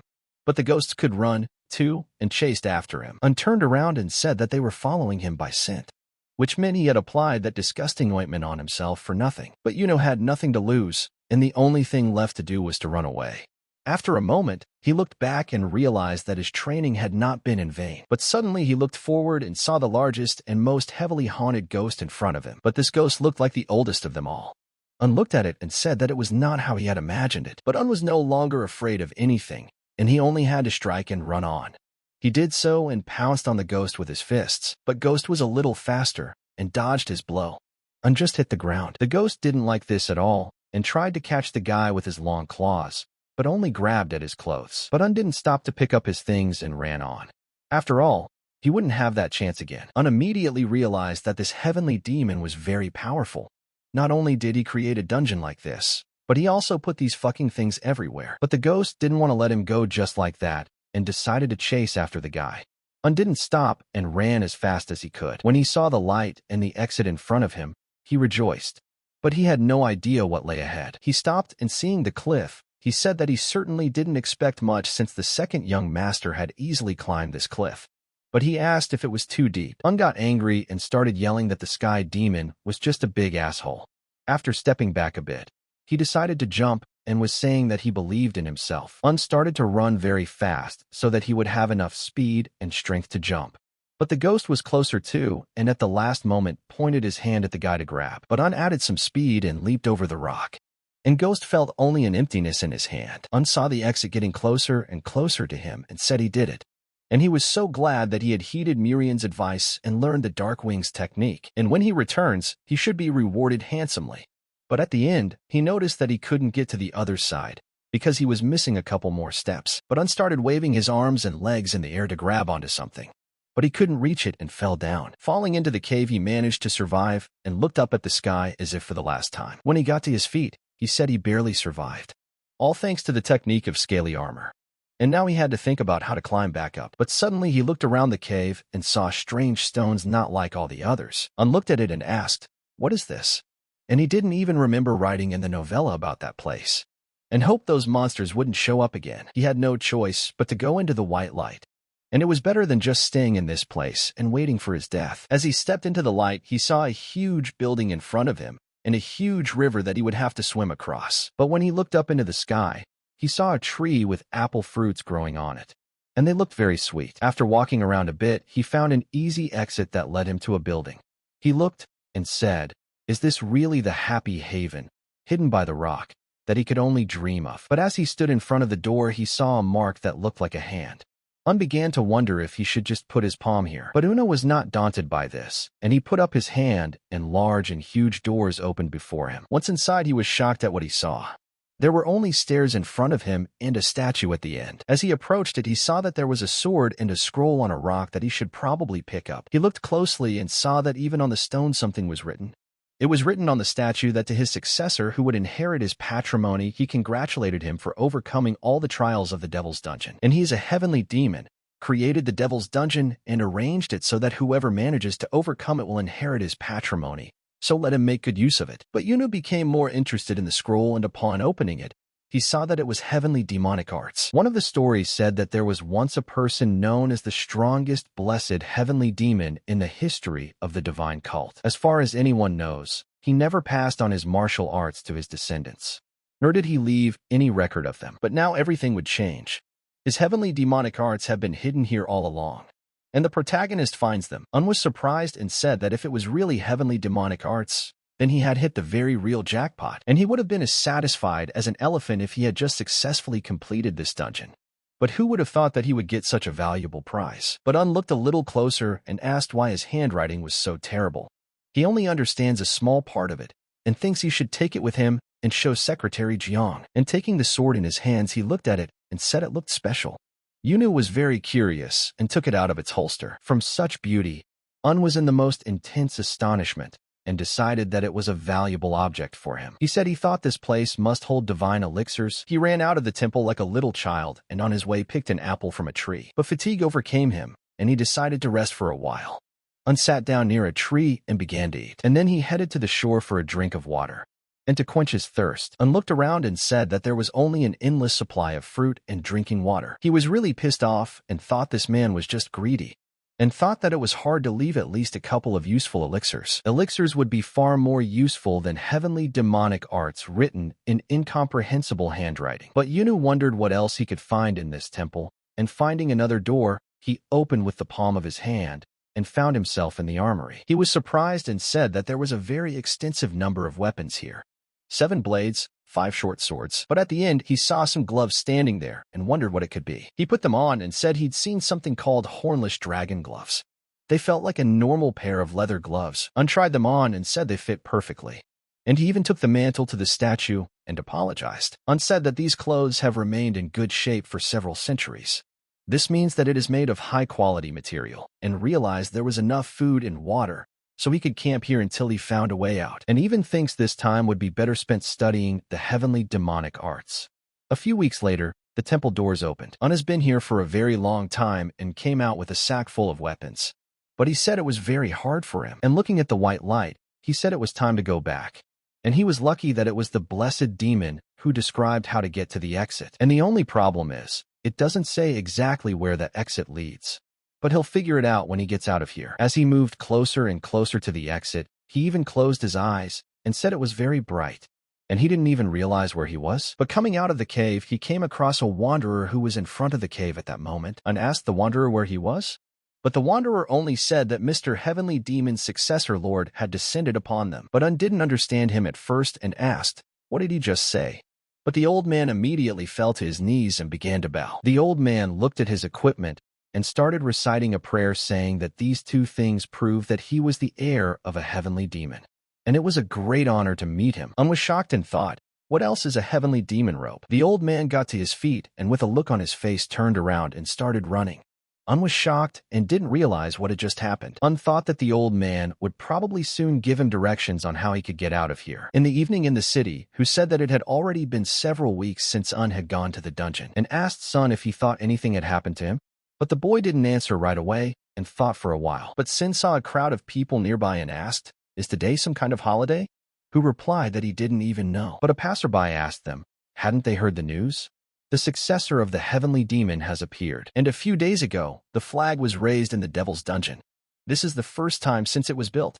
The guys were surprised by this and immediately thought it might be Un. Sun ran forward and said that it couldn't possibly turn out that Un had become the successor of the heavenly demon. People were carrying Un on the throne and rejoiced at his new appointments. And Un himself was also happy and rejoiced even more. But Un still couldn't understand why there was someone at the exit of the dungeon. An eternal anticipation of the heavenly demon's successor, but he doesn't care anymore. These celebrations are just a balm to his soul. Immediately after the celebration, Un came to his Eastern Star Palace, undecided to get some rest, and sat down on his throne and said that he was finally back home. And he was pretty tired of it all. Sin immediately went up to him and asked him to tell him what it all meant, and who also said that all Un did was this as being in the dungeon for a few weeks. But it turned out to be the successor of its founder. Un thought of what to answer them and remembered all the moments from the cave and the difficulties he had gotten himself into. Un told his men everything exactly and in one piece, and how he got out of there safe and sound, who listened and said that it was unbelievable. But who would have thought that this kind of secret would be hidden in this dungeon by the heavenly demon himself? Sun also said that it was even mind-boggling. The dungeon was built about 300 years ago, and he's the first to get the secrets buried there. Un replied to the guys that it was very good.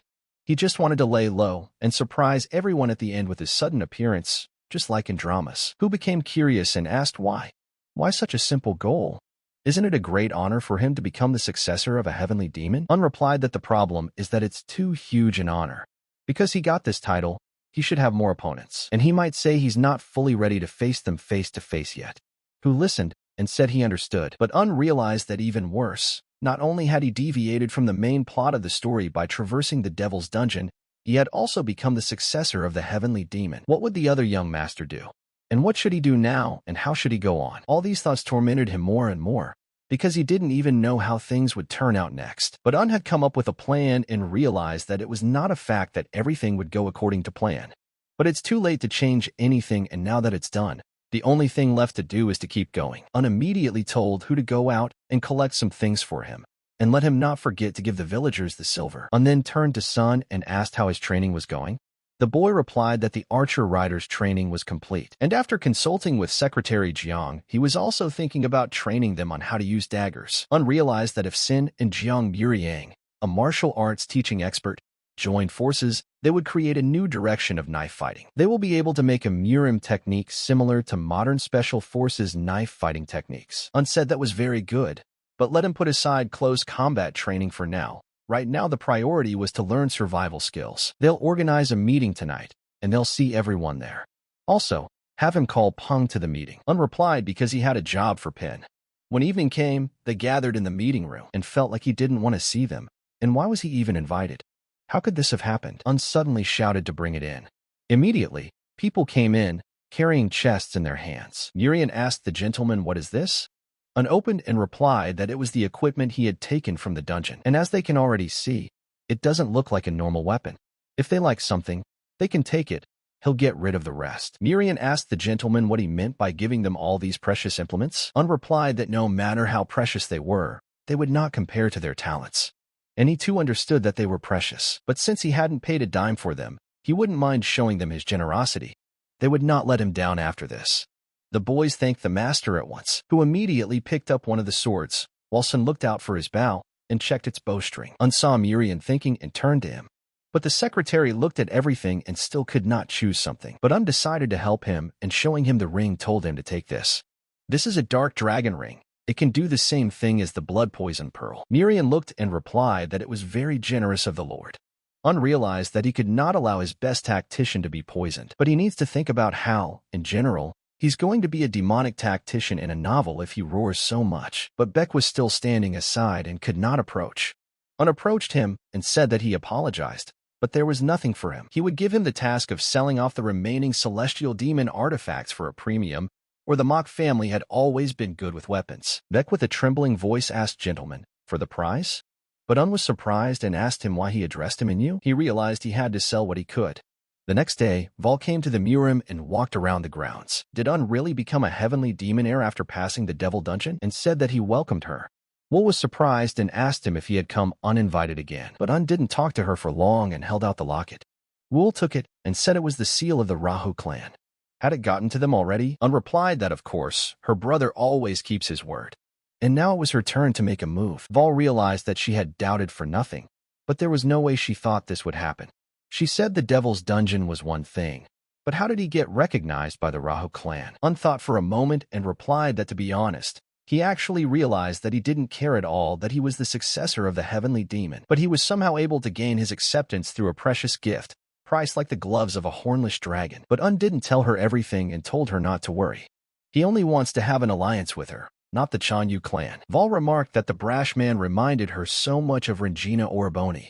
She said she accepts his offer of an alliance, and made a sign of thanks and replied that he wouldn't wait for her help, and very happy that she had chosen the right option. In the evening, Jean went up to his room and sitting by the window said that Un had entered into an alliance with Wool, and now he must be taking this race seriously.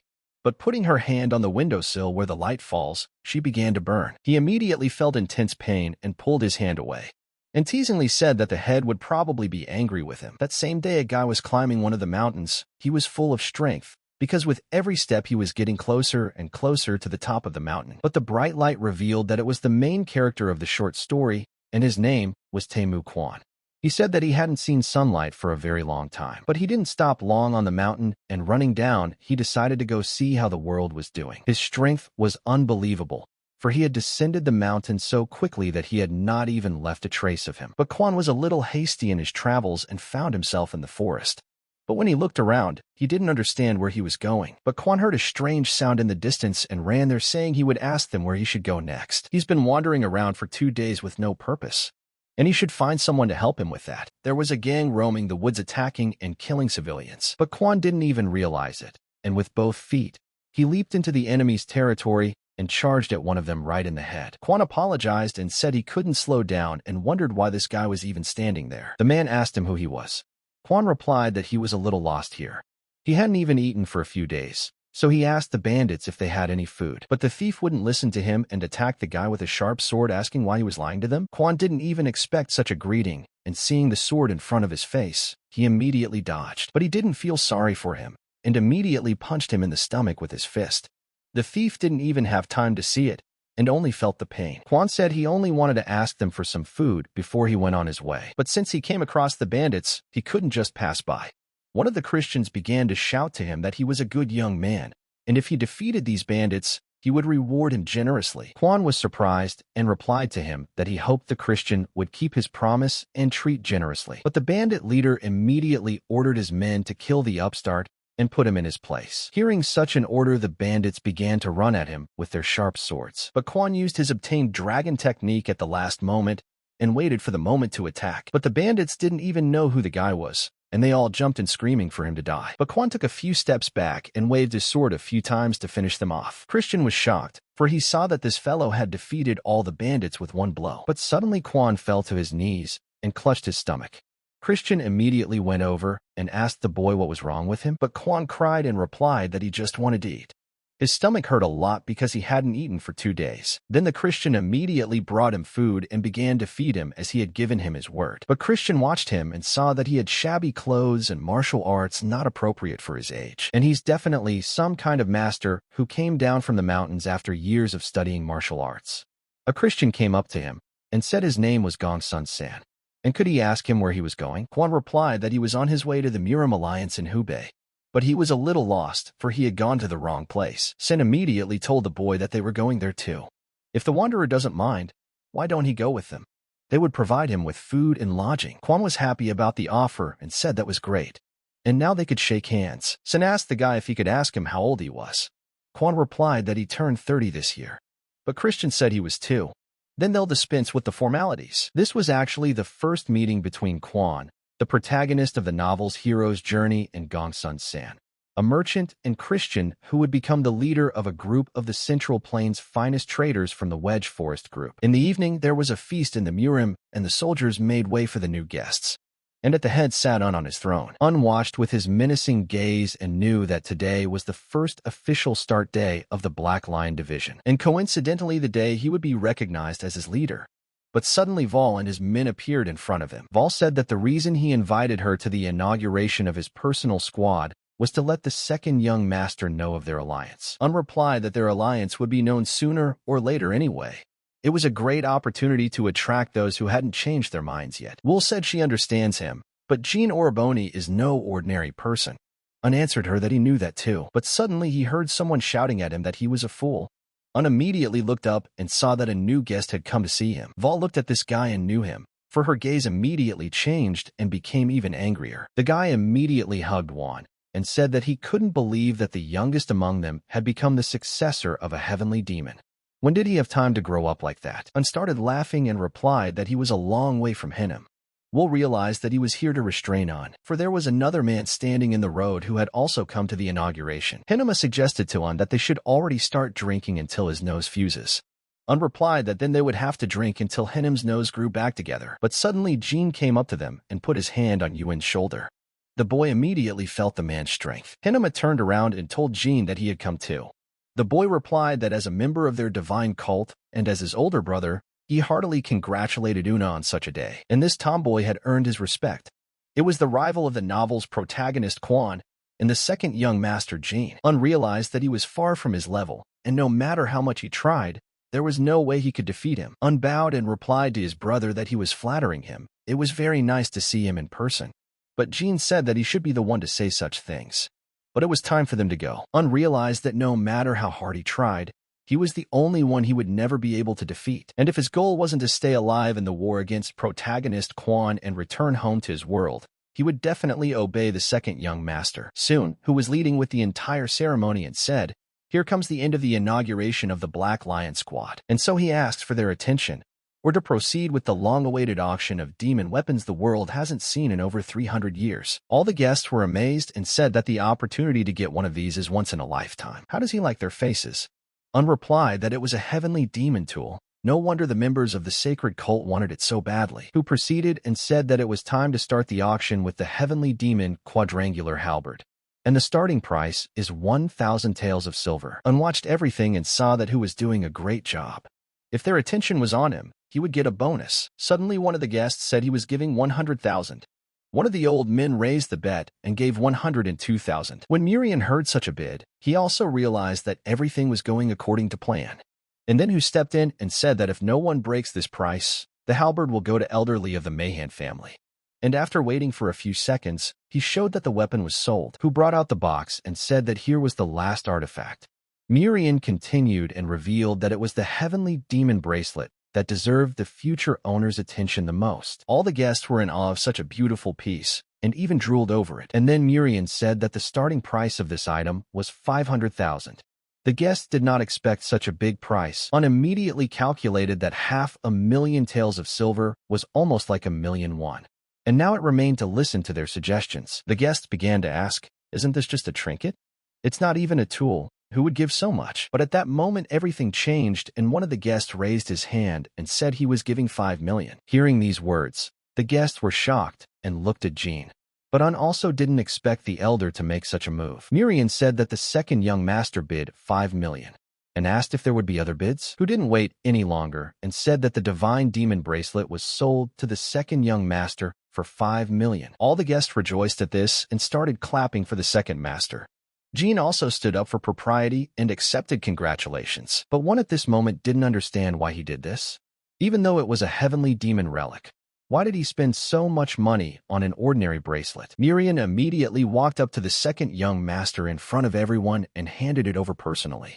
And Jean accepted his purchase and immediately put it on his hand. But Jean was a little shocked at his feelings after putting on the bracelet. He felt as if something had entered his body, and a huge demonic ancestor sword suddenly appeared in his hand. Jean himself didn't expect such a thing to happen and looked at it all with surprised eyes. The guests saw it all with their own eyes and looked at it with their mouths open. And they said that the bracelet had turned into a sword, and now Un realized that this was no ordinary bracelet. But how could he miss such a moment? After all, he had put it on his arm and nothing had happened. Jean said he bought the bracelet because he liked it, and it turns out to be a sword. Suddenly, he pressed the sword hilt, and the object transformed into its initial form as a bracelet. Jean suddenly said that he didn't think he was worthy of it. Un replied that no, divine things could recognize their owners, and the owner of the heavenly demon bracelet is none other than his second brother. Jean said that since that's the case, then he promises that he will become as worthy as the owner of this bracelet. The guests began to cheer and started shouting congratulations to the second young master. Glory to the second young master. Un realized that this would be best for him. While all of the audience's attention is on the second young master, he needs to prepare for the next step. The race for success has begun. It's time to start the main game. After all, everything was going according to his plan. But at the place where Quan was born, strange people arrived on the mountain. And one of the men told the chief that the following people said that someone had crawled out of this cave. But the man in charge looked and said it was too late. He was ordered to send a notice at once if anyone left his seclusion, and immediately ordered his men to immediately alert the main group. After the inauguration, entering the room, who said at the table that a rumor had spread that the second young master was the true heir of the heavenly demon, but Miriam apologized and replied that he should have paid more attention to it. But suddenly unopened the door with his foot and asked the boys to help him, because the books were about to fall down, and asked him what it was. How was he because of the bracelet? Un replied that he didn't need the bracelet at all. If he had known about it, he would have sold it for 3 times the price.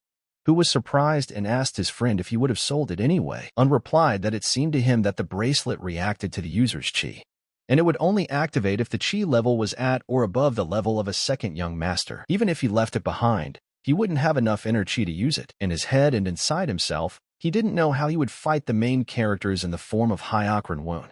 But he would prepare thoroughly just in case, and it just would have been better if the second young master was slightly distracted by the incident. But suddenly someone threw a scroll on his desk and he asked, who replied that an urgent letter had arrived from a group of Dong-bai merchants. Unopened it and saw that the letter said that the man from the cave had already left, but he knew that the main character Mu Kwang had to come out after 2 years of training. And now the Divine Demon Festival was still half a year away, but why did he show up? It's still early days for him. Are his actions affecting the events of the novel? Unthought. And now he would have to think about whether there was any way to postpone his death at Kwan's hands. After the conversation, Un went to his room and looked in the mirror. But he kept repeating that he was Lee Si-woon, and now he realized that such a third-rate novel could definitely change. But the forest was not resting at this time, and several fugitives were running away from the guy. They didn't even realize he was one. 2 hours earlier, bandits had gotten into other people's territory and started laughing at her and saying she was just a doll, and she must be a master because a normal sleeping pill wouldn't knock her out at all. But he managed to put her to sleep with a stronger one. But suddenly Kwan comes up to them and asks the bandits what they are doing. And from what he could see, clearly nothing good. The men turned around and asked what kind of clown was this. He better get his own way. And the 2 of them attacked him. But Kwan didn't understand anything and told them why they all say and do the same thing. Is this what they are all taught at school? Kwan didn't play with them for long and pulled out his sword. And with a single blow, he broke their weapons into 2 pieces. The bandits fell on their heels and didn't realize what had just happened. One of them asked, why is this guy so strong? But Kwan asked the guys how he could wake her up. The bandits threw a couple of vessels at him and started running away. But Kwan initially didn't realize anything as the vessels suddenly broke and pink smoke appeared in front of him. The bandits started laughing and said that this poison could kill a bull in 1 blow. But Kwan was enjoying the air at that moment, but the tears started coming down his face more and more, and coming out through the smoke. He asked the guys. The bandit was shocked and said it was the master. No poison works on him. And now they definitely need to get out of here. Presently, Kwan did not let them go unpunished and began to pursue them. The bandit looked back while running and shouted to the master to spare him. But Kwan didn't do that and threw the strongest punch. Kwan was so fast that the bandits didn't even realize how they had said goodbye with their lives. The guy told them they shouldn't have pissed him off while he was being nice to them. They must have something to wake that girl up. But Kwan didn't leave the girl alone and decided to wake her up by using a strange substance. But suddenly he heard someone looking for him and called his name. But San found him and asked him why he had disappeared so suddenly. And he knows Kwan can fight, but he's not good at navigating. And when he saw the girl, he asked. The girl came to her senses and Kwan asked her if she was okay. There are a lot of bad guys in Mirim, so let her be more careful next time. The girl replied to the guy that she was in his debt. Sin suddenly turned to her and asked if she was the goddess of the divine moon. Kwan asked in surprise when he heard this, the goddess of the divine moon? Sin answered him. Did he remember telling him about someone who taught the villains of Jianghu a lesson and said that she was that goddess of the divine moon, right? The girl replied that it was an exaggeration, but the goddess immediately turned around and ran away, telling them that it was time for her to go. But Kwan decided not to let her go and immediately stood in front of her. The girl was shocked and didn't realize how he had gotten in front of her so quickly. Kwan decided to introduce himself to her. The girl was thinking at this moment, who was he? But she didn't hide her name and answered that her name was Su Yong. But Kwan suddenly turned to her and said that she was a lady of strength. And since their meeting could be considered fate, how about having dinner together? Yin didn't refuse him and replied that she agreed. At this time, Sin was at war and overpowered a group of warriors and told them to inform the squad leader, and he would finish off the remaining members of the Red Scorpion squad before returning. The warrior replied that the order would be obeyed. After the battle, Sin took the horses and headed home to his homeland. After all, it had been quite some time since they had left, and asked his friend, is Sin still finishing the rest of them? How thoughtful. If they get rid of the remaining fighters, the entire western zone will be free. Who replied for sure. This would be their first achievement after coming to the central headquarters of the sacred cult. Un thought of the Black Lion division at this moment, and he didn't have high hopes for the Murim special unit, but they exceeded his expectations. He has a better chance of survival. Suddenly an elder came to meet them and said that a letter had come from the cult leader for the leader of Una's squad. Un got down on his knee and replied that he accepted the letter with gratitude. And he realized that he was already tired, and these letters were no use at all.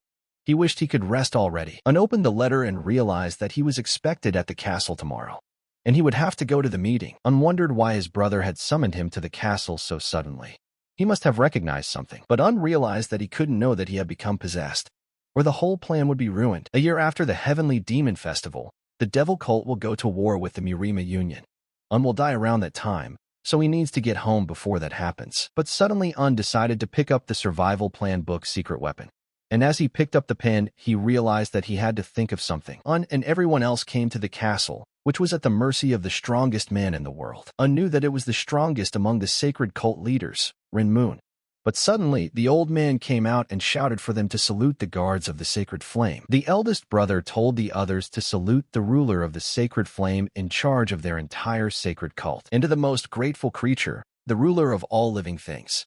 Suddenly, Renmun raised his hand and said that enough was enough, and there's no need for such formalities between fathers and children. Un exhaled and realized this was not what he expected from the leader, and all 5 of them gathered in his room. Moon said he was alive. He had already told him how hard it was to put on that holy flame robe, and not to stress about it. Moon turned to the boys and asked how they were doing, and holding out his hand, he even told Un to show him. The boy was surprised and asked. Moon replied that he let the sword of the heavenly demon pull out. He called out to him because he wanted to see him. Un was surprised and said that was right, and gave Moon his heavenly demon sword in his hand. Moon raised the sword above his head and said that this was the sword of the heavenly demon. He decided to test it by using one of his techniques. The guys were a little surprised at such strength, and even the wind rushed around them. But Moon said he already understood, and it must have been hard for him. Un wondered if Moon was talking to the sword.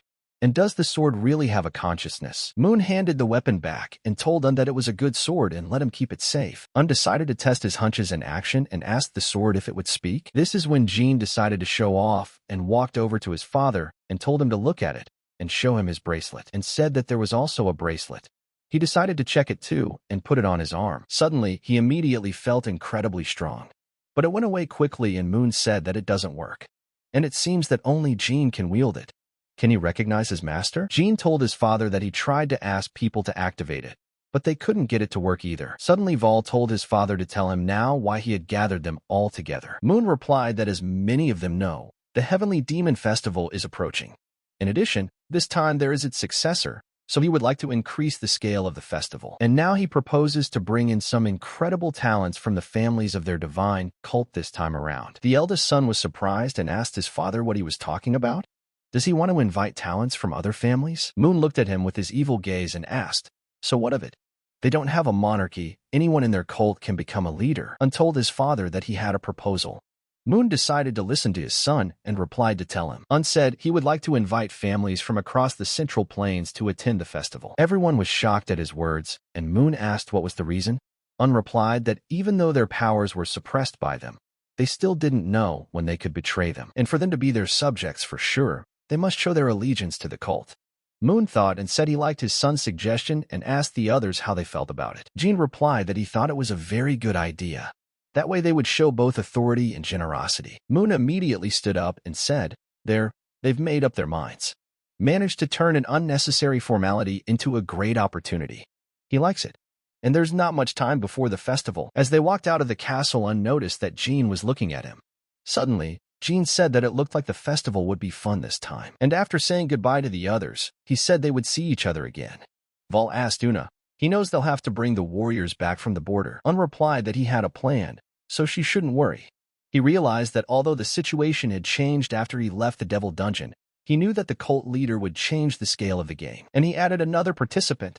And so a month before the festival, a wagon came to Murim and all the people shouted that it was the king of the border. Vol was on the wagon at this point and said that she has had a lot of tribe here for hundreds of years and now there is a king here. Un replied that the Kukshan region of the desert used to have a thriving civilization called the Kukshan Kingdom, and there was nothing to stop it from returning to its former glory. Will said that if this is the Kuchesh region, then the Asana tribe must be living here?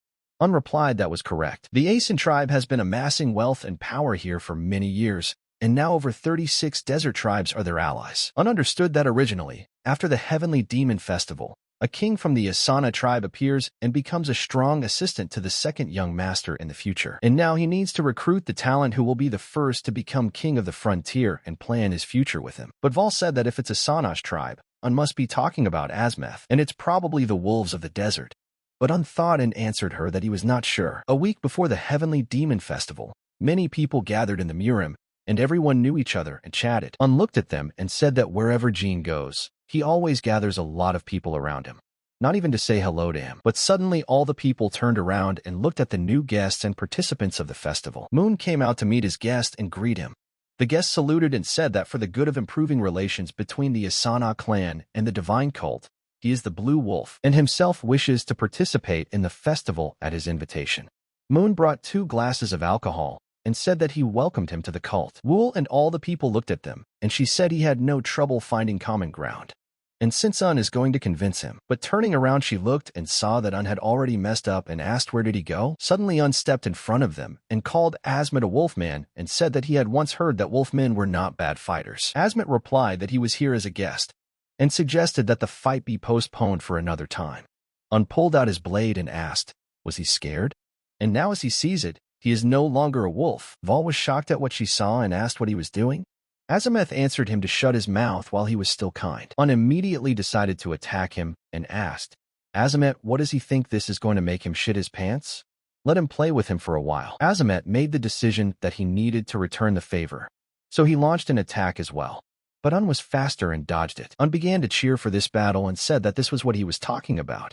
Azamet didn't slow down either and started attacking back. Jean stepped in and stopped both attacks from both sides. He even closed his eyes because he didn't want to take it anymore. Un was surprised that his brother was already here.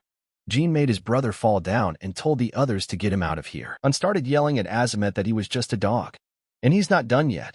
Have security let him go and he'll kick that dog's ass. Jean told his guest that he deeply apologizes for such disrespect from his brother and asks that Azamet forgive him. He did it in a fit of emotion. Azamet replied that he understood that Un might have gotten drunk at the banquet, and Jean didn't have to worry about that. Vol looked at her brother and said what a rascal and thought, what did he come up with this time? Un said that alcohol is strong. He had a little too much to drink and got into a fight, and he was about to go on as planned. But suddenly he saw that it was the same girl, Lady Asana Sarah. Asana Sarah saw him too and asked, is he the 4th young master? And she knew that he was the youngest son of the cult leader, known for his unacceptable behavior. But after passing the Heavenly Demon Dungeon, he became known as the Heavenly Demon's heir. But judging by his behavior, Sarah told the guy that she had nothing to talk to him about and said goodbye. But Un replied that it was hard for Azmet to become king of the desert, and he knows she's worried about it too. Sarah says she doesn't understand where he's going with this. Why does he even care what she's going through? Un replied that Azmet is a consummate fighter. He fights for justice, is brave, and nothing can stop him. These are all characteristics of a warrior. Being a king is different. And if he was a good king, his little provocation wouldn't have caused him to bear his sword. Is worthy of the desert throne. Azmet eclipses her in fame, and it is only because of her, not him, that the Asen clan has become a powerful tribe. Sarah wondered and asked him what he was talking about, and why her to the throne in particular. Un replied that he is the son of the leader of the divine cult and one of the official members of the Rahu clan. He will help her become the queen of the desert. Somewhere in another city, Quan and his girlfriend went out to eat. But a guy with a sword came out to meet them and shouted at them to stay away. And if they make another move, he'll slit that finger kid's throat. Quan asked the guy, why doesn't he just give up and let the kid go? The guy replied that he told them to stay away. He would kill him. But Quan decided to do something different and picked up a coin and threw it with such speed that it hit the guy's hand. Then Yin didn't stay away and ran at him and grabbed the boy so she wouldn't get hurt. And then Quan said that now they would go back to the Murim Alliance and talk about who he was. But Guy got really angry and taking off his clothes and showing his body told Quan that he wasn't going to get off that easy. Quan looked at this and was greatly surprised. He didn't even know who this guy was or what kind of creature he was. But Guy at that moment expanded greatly, and his body started to evolve. But Quan shouted to the lady and told them to take cover. The guy turned out to be not simple that even Yin was shocked at what she saw. But the guy couldn't stand it for long, and it was like he exploded after his evolution. But Quan didn't attack him anymore and just stood still and tried to dodge the blast. Suddenly, Yin and the boy came out through the smoke and looked at the boy's place where he stood and saw that all that was left were bits and pieces and a broken road. Quan said that they were cursed demonic cultists. The evening before the day of the festival, all the workers would prepare tables for the guests and set everything up with food. Un turned to his grandfather and said he thought it was time to call it a day and asked why so much food. The elder replied that among the guests would be the young master himself, the heir of the heavenly demon, and this feast was an offering for him. Un remembered and said that was correct. Of course, the heir. After the fight at the banquet he had caused, he had become good for nothing again. The elder told him not to worry. Un thought he would admit that he had overdone his plans, but he had achieved what he wanted, and his image of Una is not as important as the image of the king of the border. Plus, the second young master will relax after his antics. But suddenly a maid came and told the master that he had a guest. Un turned around and asked with surprise. Turning around, he saw that a lady had come to him. Sarah greeted Master Una and bowed. She immediately took off her mask and asked the master how he was doing. The guys were all surprised and thought she was very beautiful. Sarah said she had come to find out how he was going to defeat the second young master in the challenge. Un noticed that she got straight to the point. As he expected, she was no ordinary person. Sarah went on to say that the alliance with him needed assurance that his plan would definitely help defeat the second young master. Un raised his hand and, beckoning to his man, replied that of course his plan would work. He opened the box in front of her and said, "This is it." Sarah was shocked and asked him if he was joking. Un replied that it would help him win. And on the morning of the day of the Heavenly Demon Festival at the trial site, Un did his training by covering his eyes with a handkerchief. Un looked around and realized that everything was going well. As it was in the novel, they went to the mountains east of the Red Mountain. He actually knew how it was going to go, so he started preparing long before the festival. And he doesn't have to compete with him.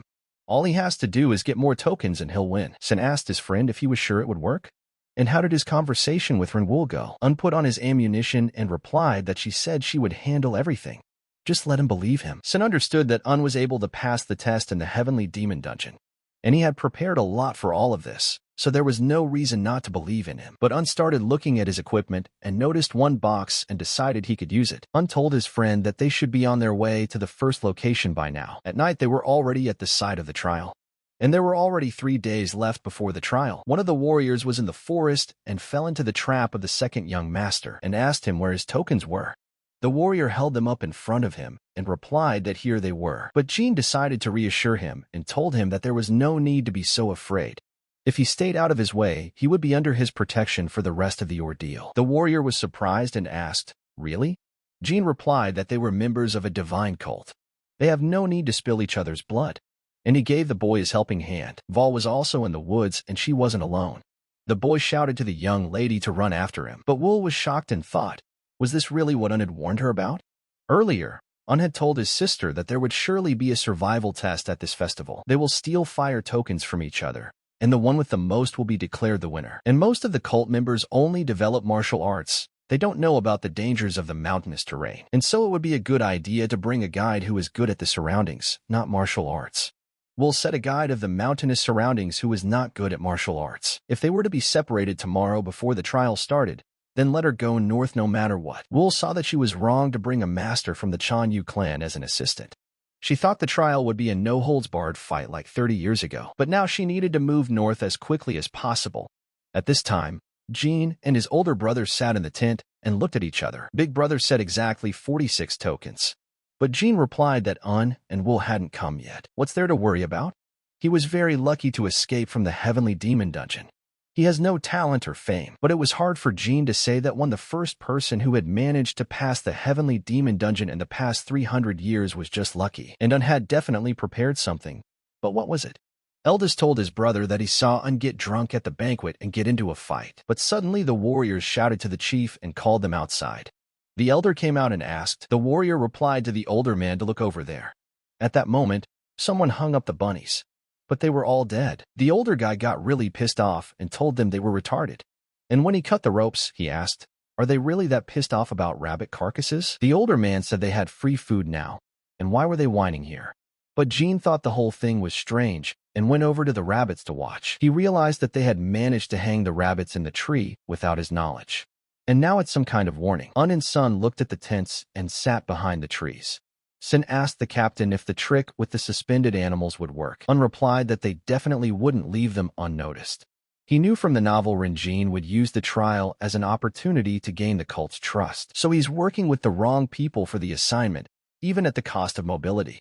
Sounds like a good opportunity. The night before, they had hung a beaver from a tree, which failed to stay on the rope and fell right in front of Jean's feet. Jean realized what he was doing and thought, what would Un do next? So he decided that he would go and look around. The older man asked, is that necessary? As long as they are here, people under threat of death will bring them their tokens. If there is any concern, he can send a squad of hunters. Jean turned around and saw that there was a fire in the forest. He immediately ran to the spot and said he would go and check it out. Jean arrived at the scene of the fire at the same second. He saw that all the tents were on fire. It all seemed strange to him, and it looked like they were under attack. And thought, why did Un remove the bodies and set the fire?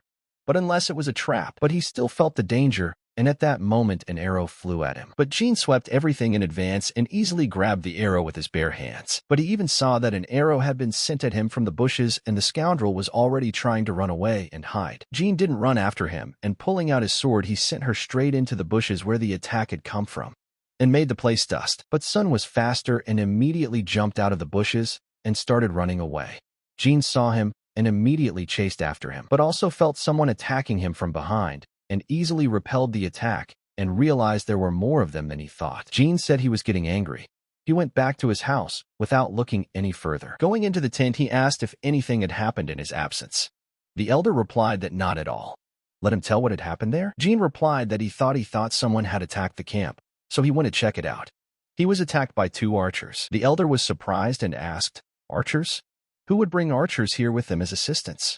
He doesn't know who it could be, but he doesn't understand their motives. Jean replied that he was really pissed off by the showdown with the archers in the battle. The elder told him to forget about them. Archers are only good for scouting, nothing more, or in a real one-on-one fight. The one who controls the fight better will win. But Jean took the evidence and held a black arrow, and it was made to attack the field. And whoever used it had definitely prepared it for some kind of test. He didn't even want to think that Un was doing it. But suddenly, a warrior came in and told the second master that he needed to see it in person. But he saw his sister Val in front of him, who was no longer in any condition. Jean asked Val what happened. How did it happen? Will simply replied that Un threw her. After that he sent her to Captain On to have her examined. And an hour later he came and asked how Wool was doing. Captain O replies that she is still feverish and keeps mumbling about some kind of poison. He thinks they need a doctor to find out about an antidote. Did Un really betray Wool?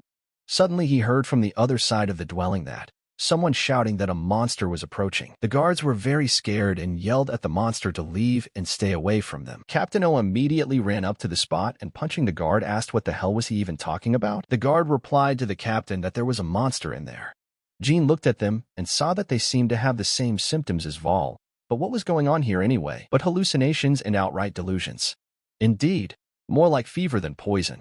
But then what were those blisters on their bodies, he thought? But looking closely at the guard's hands, he immediately noticed that they were mosquito bites. But after that, immediately most of the arrows were aimed straight at their shelters and tents.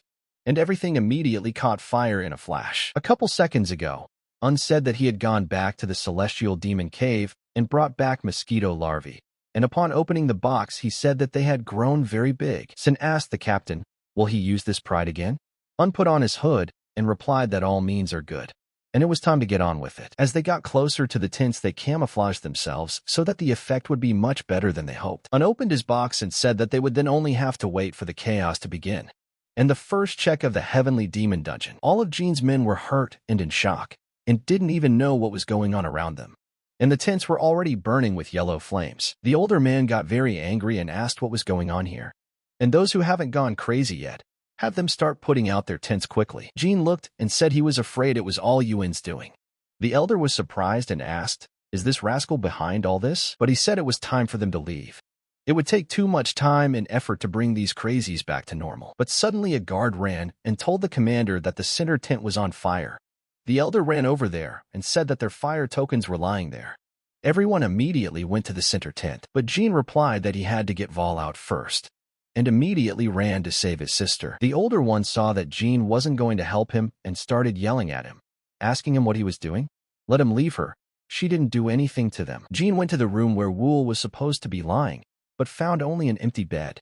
He asked where she had gone, but Jean took it all in and realized it's just as he thought. Wool and Un are on the same side, but Un had also made his headquarters, where only his men were. They sat around the fire and discussed further plans. Un looked at the box and said there were only 46 tokens. But Wool was angry and told him that if he made her do something like that again, Un replied to his sister that he was apologizing to her. But that was the only way to distract him. But Sarah said that all they had to do was hide the tokens until the challenge was over. But Un replied that no, that wouldn't be the end of it. And now the second young master will spare no one. Will set On his right. Jean won't leave it like this. But Un suddenly said that the most crucial times had come. This time, Princess Sarah would have to prove herself. At this time, Jean was surveying the casualties and seeing his men screaming in pain asked. The older man replied that he went after the third young lady. But Jean said that they had lost precious time because of that. And they still have 2 more days left. They still have time. But Jean suddenly told Zhu to keep an eye on things. He'll go get the tokens himself. Zhu replied that he understood everything, and the order would be obeyed. In the meantime, the boys found an abandoned house for themselves and all rested. But suddenly Sarah asked Master Un to explain the plan in more detail. Un said that he was sure the second young master would find the place very soon, but it would only be a trick to make him lose them. Val asked her brother, is he trying to get him in here? Easier said than done. After all, the older brother is very cautious. Un replied that his own caution was what would ruin him. Sun was surprised and asked the captain what he meant by that, but Un did not tell them everything and told them to rest for the time being.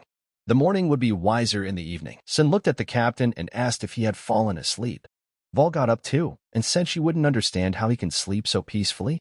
She doesn't even know if it's a good thing or not. Sarah realized at that moment that she had never met a man with that type of thinking, not even in the desert.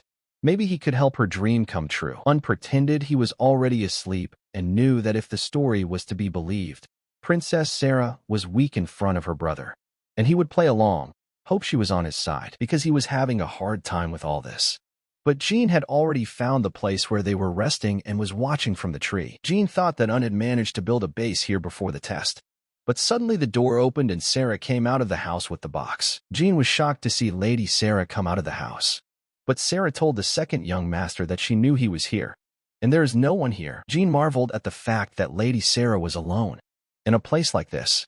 But he's sure it must be Yuan's ploy. Sarah said she wanted to make a deal with him. If he would help her, the desert tribes would help him. Jean listened to her, and he did not believe her words.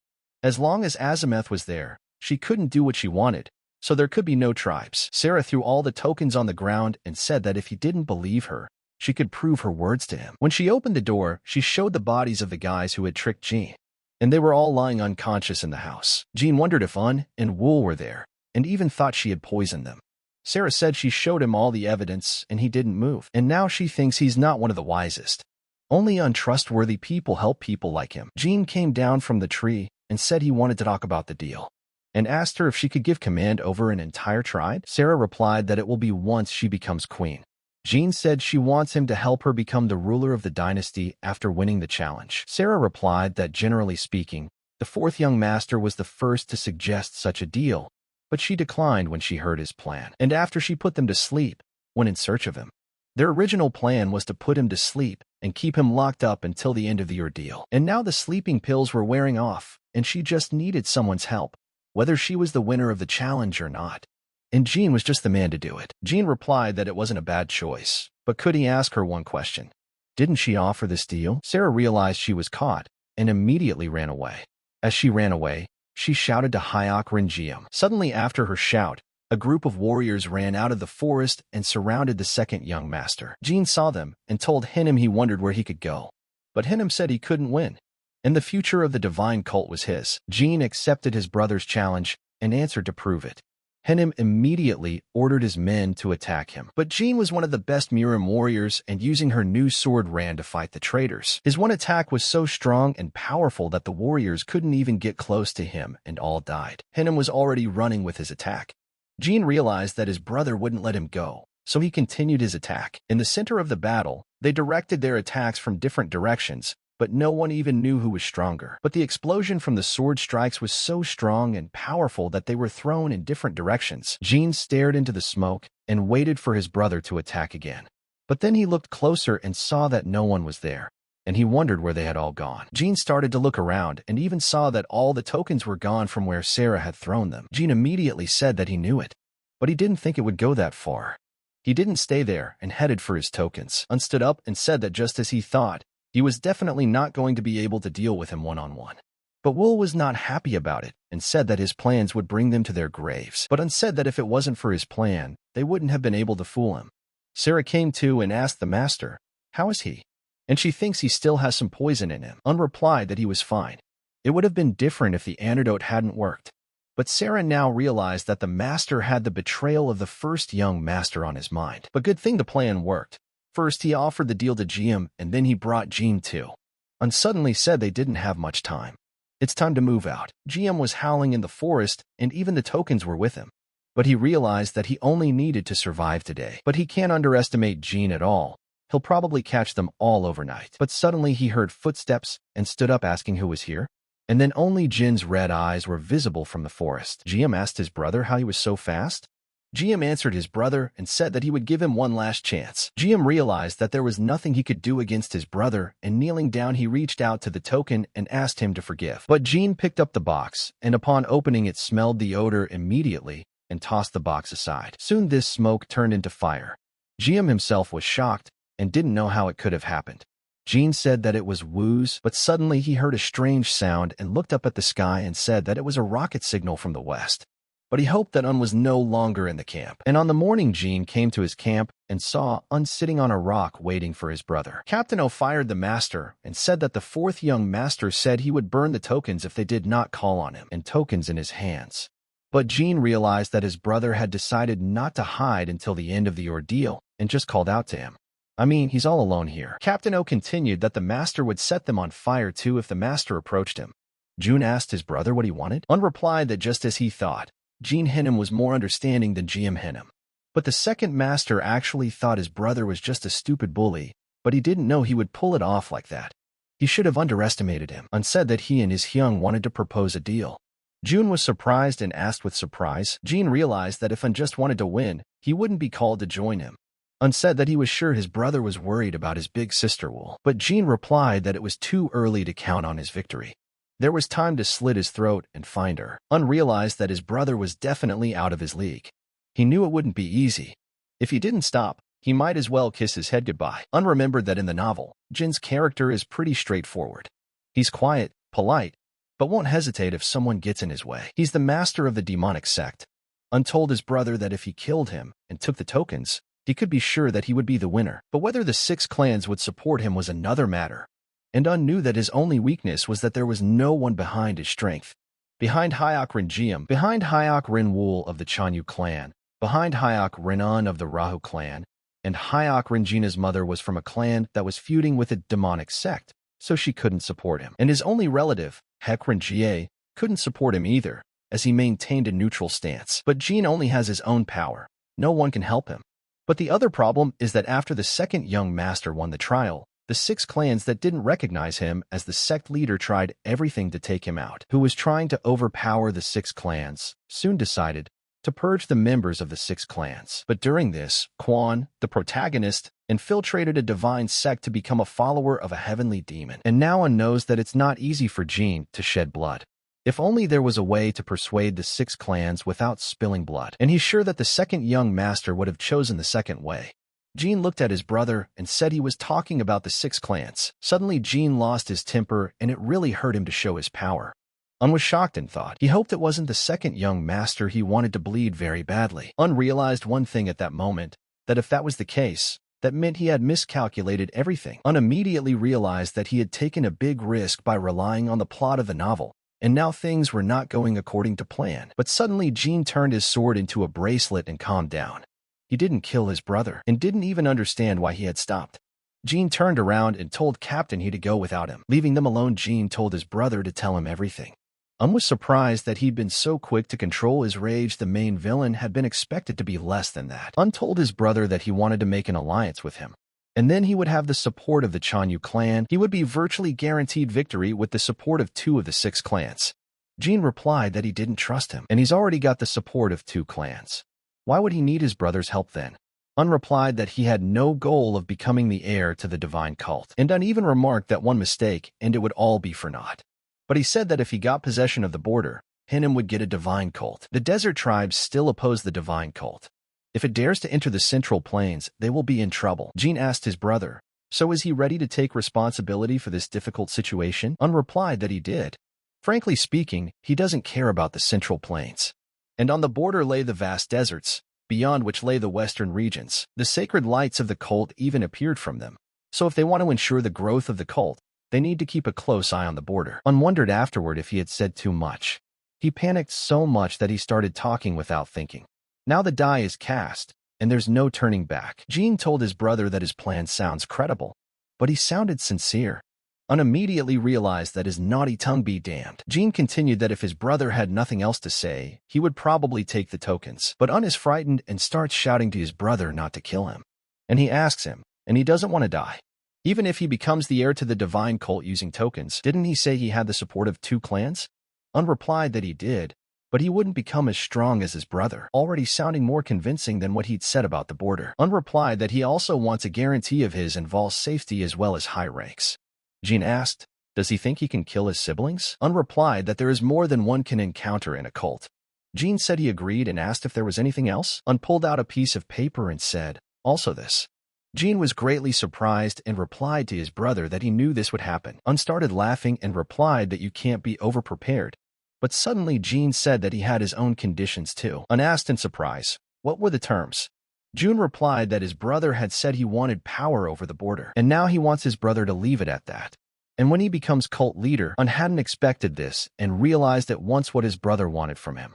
But June said he would need his help and his skills, and as a token of his trust, let him accept this as a gift, and handed him the bracelet. Un was surprised that his brother just took the legendary item for 2 billion and gave it to him. Un decided to refuse and told his brother that he could not accept his gift. But Jean stood his ground and told him to take it. Un received the bracelet from his brother and said he was giving him tokens in return. Un replied that he didn't. And signaling to his men, he told his brother that Will also had a bundle. He warned her to burn them on the signal. Un replied that there are an equal number of them. They will still have to fight, and told his brother that he was bright. Suddenly, the warriors surrounded them at once. Jean immediately looked at them and displayed his strength. His strength was so powerful that everything shook around him. But Un was also surprised, for this was an ambush. And how could he fall for Jin's ruse? And now he would end up like this. Jean didn't take the tokens for himself and used his powers to burn them all to the ground. Un was a little surprised and didn't know what would happen next, but asked his brother why he did it. June didn't answer him anything and just pulled the tokens out of his clothes, and asked his brother where he got Vol's tokens from. June replied to his brother that he had a good plan. However, he had plenty of time to find Wool, since it took his brother so long to find her. June told him not to worry. Wool was safe. He only wanted to hear his confession. But time flew faster and faster, and June said the sun was already setting. Un was glad that the ordeal was already over. When he arrived home, he thought and said that everything had gone according to plan until the festival. He still felt sick somehow. If he showed up in the Central Plains like this, that damn Muquan had already killed him. But of course he has an alliance with the second young master, but he is in no way allowed in the Central Plains. Un remembered that in the novel, Un had been on the side of the second young master.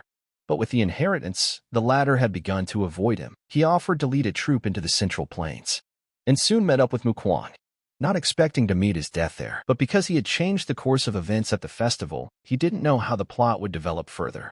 His enemies could attack him at any moment. Suddenly, who came and asked the commander why he was still here? Un asked him in reply, who replied that the commander had said that he would attend the Black Lion Squad's general training today, and if he is tired, let him not overwork himself. Un replied that he didn't. He really should go and see the results of the training. He realized that because the Dark Lion troop would increase his chances of survival. When you meet Muquan, Sin was conducting a training session for the new recruits. Un approached him and said hello to the trainer. Sin, upon seeing him, immediately shouted to the recruits to pay attention. Un saw how they acted and realized that Sin had done a good job. He told them that it was a great job. Sin gave them orders for them to continue practicing. Un looked at everyone and noticed that Pin had improved greatly. Un stayed for the entire training session, and after a few minutes he saw one of the warriors showing off his knife-wielding techniques. He became very curious and thought, what is this? But the warrior saw the commander and immediately stopped and said hello. Un told the boy to let him look at his blade. The warrior replied that of course and held out the knife. Un examined this knife and thought, what is it?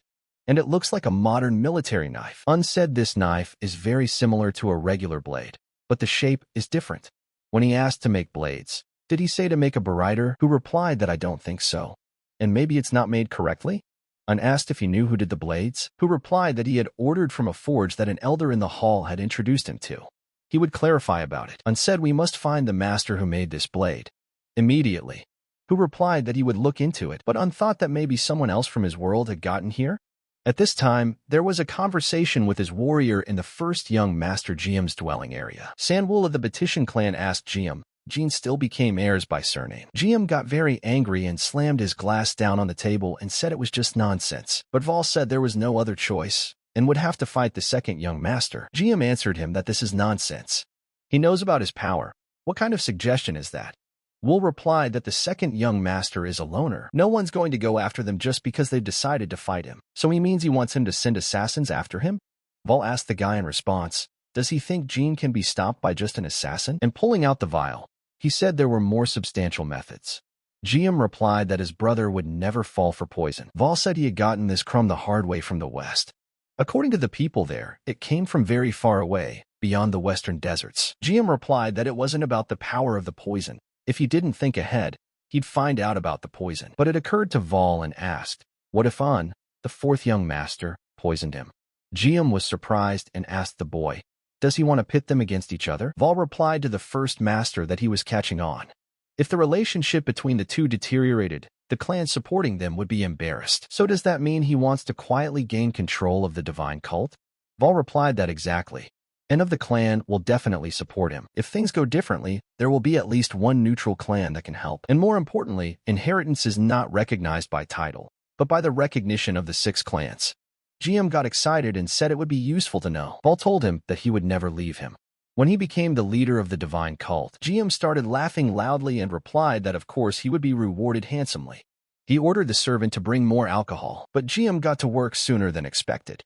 After giving orders to Vol, he immediately sent the mercenaries straight to the second matron's house. Stopping above the master's room, they drilled a hole and released a string through it, and through it they let the poison directly into the master's mouth. The mercenaries saw all this and thought they had succeeded. But they suspected it didn't work, for the master didn't even move. One of the mercenaries thought he would wake up in time. Was it really that easy? But he didn't care, because as long as his squad Darkwing didn't find out, they should get rid of the traces of the fourth young master and leave. When they arrived at the fourth master's house, they didn't realize they were trapped as they suddenly began to be attacked with arrows. The mercenary immediately drew his sword and asked who it was. But then the warriors stood in front of him and put the sword in front of his face. The mercenary recognized the Dark Lion's men, and he wouldn't have thought that the allies of the fourth young master would attack them. And now he needed to report it urgently. But it turned out to be much worse, for Vol, the third young lady, was heading towards him right now. He realized he was surrounded, and they must have been aware of their plan. And now he had no choice. And shouting, he gave his word to the Naho clan. But suddenly, someone attacked him from behind, and the mercenary immediately fell to the ground. And it turned out to be Second Master Jean and said that it looked like Un wasn't lying. Vol said that if they were late, they would fall for the scheme of the first young master. Jean replied that she was right, and it was very good that they had anticipated the poison option. Everything was just as Un had warned. How had he gotten to all this? Wool had ordered the warriors to take him to the Chanyu clan. Let him find out what it was like to be questioned by their clan. Jean suddenly asked, what about Un? Wool replied that he went to the first young master. Jean was surprised and asked, all alone? Vol replied that actually, but closed her mouth and didn't continue. At this point, Jiam asked, is there any news? Vol asked him back, what was he so worried about? They would all know soon. Jiam said that Un and Jean humiliated him, and they will pay for it. Wool started laughing and replied that there would definitely be news soon. Someone attacked Jiam with arrows and let it go straight to his head. But the first master ducked his head and didn't expect such a thing. Jiam immediately got angry and started yelling and asking who dared to do that. Un was on the roof at that moment and replied to his brother that they hadn't seen each other for a long time and asked him if he was the one who tried to sneakily kill him like that. Un replied that correction, he was the first one to try to do it. Jiam was surprised and didn't know how his brother could have known about the plan. Un said that some rascals took a chance on Jean. By coincidence, his men were walking there and ran into them. Jiam immediately stepped forward and told his men to disperse. And he came down to fight his brother. Jiam told his brother that he didn't realize who he was messing with. He had been kind enough to ignore his insolent behavior. But today he crossed the line. Un replied to him that this is when they will find out if he really crossed the line or not. GM told him to shut his mouth. He pitted his brothers against each other, taking comfort in drunkenness. The world is at peace with his antics. GM realized that even if he was caught afterwards, he would still kill him and blame all his shenanigans on him as well. With the power of the Baitian clan, even a lie could become the truth. GM didn't waste any more time and immediately attacked his brother. Was surprised that the attack was so fast that he didn't even have time to see him. But after such an attack, there was an explosion that didn't show if had repelled it. But GM thought that his brother was already dead. But suddenly, emerged from the smoke and went to attack his brother. He came very close and struck with his fist. GM didn't even have time to see that punch, and only felt the intense pain from his fist. But he didn't stop after that. Instead, he got even more angry and ran to attack. After making a few swings with his sword, he already thought his brother would die from this. But unnoticed that his brother's head was spinning. After dodging all the attacks, stayed in one piece. GM didn't like all this and asked him why he was jumping. Doesn't he know how to fight? But told his brother that in his opinion, he was the only vegetable here. But GM caught the moment his brother was close and tried to kill him with his sword. But was smarter and used his bracelet to summon a demonic sword and made a huge cut in GM's chest. GM was exhausted and was bleeding water, saying how a weakling like him used a sword technique of such strength. Replied that he had worthy mentors. Vol, seeing this, started shouting that the fourth young master had attacked the second young master and gave a swing to his men permission to attack. But didn't run away and picked up his sword and said that he hadn't had time to practice, so he wouldn't be able to adequately calculate his strength. Drew his second sword and told his enemies to lay down their weapons immediately and no one would be harmed. But the enemies did not listen to his words, and now they would have to sweat. Saw that there were more of them than he realized, and decided to use his speed and catch them on the counterattack. The enemies were shocked at this and asked where did he go? But was behind them at that moment, and without giving them any slack, he went through them like a speeding train and cut them in two. But suddenly he was a little distracted, and the enemy was already behind him and was in a moment of attack. But had time to anticipate this and stepped aside to avoid being attacked by the enemy. The enemy shouted that he was missing again, but was already behind him, and coming closer, he tried to attack. But the enemy had time to turn around and begin his attack. But disappeared again, and his ally was in front of him. Vol looked at all this and was shocked by what he saw. But decided to end it all and said that he had never used his new technique, but he had been lucky enough to fight a weak opponent. Vol saw him in front of him and wondered what he was. How could an idiot like him gain such powers? His studies used to be really bad, but his last year revealed a secret talent in him. He immediately charged from his fist straight at Vol's head. Called his warriors and said, "Who dares to trespass against Jean? Let them take him to GM as a prisoner to be tried." Sin was also on board and said that he didn't know that the squad leader possessed such skills. However, he was told that the first young master was the first to achieve perfection in martial arts. Replied that it was all pills. He wasn't particularly good at fighting, so he gained his strength with a couple of 9-petal demonic pills. Sin was surprised and asked, "Demonic 9-petal pills? Aren't they only given in duplicate to cult leaders?" Replied that he did. He made a deal with the leader and got them in exchange for the heavenly demon's weapons. Does he realize that it was the treasure of a heavenly demon? Replied that he didn't need it anyway, but the clan leaders would benefit from it because it represented the beginning of the heavenly demon, and as a relic for the clan leader, and for himself, a limitless source of chi enhancement. Kills 2 birds with 1 stone. But then Jean came in and asked his brother if he was okay. Said hello to his brother and replied that he was fine. He normally wouldn't ask such questions to his second young master. The first young master's taki began a few months later, and after the attack, the second young master is massacred. But since he intervened, perhaps his character has changed? How much history will be changed by his actions? They set out immediately. Said that GM had left Urumqi. Was there any reaction from the Baitian clan? Who replied that no, he wasn't. Thought that GM wasn't signaling. His alliance with Jean and Wool would become stronger in such an environment. Who asked the commander, is he sure he's okay? He just can't understand. And thought one wanted to defeat the second young master and get the inheritance. Replied that it was more complicated than it seemed. Getting the inheritance wasn't the end. It all depended on how much strength he could muster. Murian said it right. Getting the inheritance is not victory. It's a victory to get a power that is not inferior to the second young master, who must become the heir to gain the advantage in the end. Who asked Una if he had really envisioned all of this. The commander replied that yes, and he actually wants to save his own skin. If he got the inheritance, it will be more difficult. If the other young master handles all the risky stuff for him, then he could then concentrate more on avoiding Mu Kuang and finding his way to the real world. They were suddenly surprised and hoped it would be like that. But Yuna did not like it and wished they would not gawk at him. Suddenly, the driver said that they had already arrived at the place. Un got out to look around and replied that this is where the place was. They headed to an abandoned building where many blacksmiths were working and making their orders. Because he hadn't even seen the forge before, and it looked so cool in real life. A blacksmith came up to him and asked him how he could help. Un showed him the knife and replied that he had come here to find out who had made the weapon. The blacksmith was surprised and asked, so they had come to talk to the maker? He immediately shouted to Cole and told him to come over. Cole turned around and appeared to be a girl. Un was shocked that this war knife was made by this woman, and her outfit was definitely not traditional. And standing next to her, he started thinking, why is she so tall? Is she a supermodel? Maybe she's a foreigner? Un asked her if she spoke English. Cole replied that she didn't understand a word and was thinking in her head, what is he talking about? Un realized she wasn't talking, and now he was ashamed. Cole asked the guy why he was looking for her. Un replied that he was with a question about that knife, but Cole suddenly became angry and grabbed his clothes. Un didn't understand what was happening or why she was doing this. Cole started going off on him and asked if he had a problem with it. He can't use a weapon made by a woman? Does he have religious beliefs or something? Why did he even come here? If he doesn't like her modified knife, did she really improve on his design? Had he told her not to say that this blade she had made it herself? Cole answered that it was herself. Any complaints? Un replied that he would pay 3 times her current salary. Cole was greatly interested in this and she asked, triple?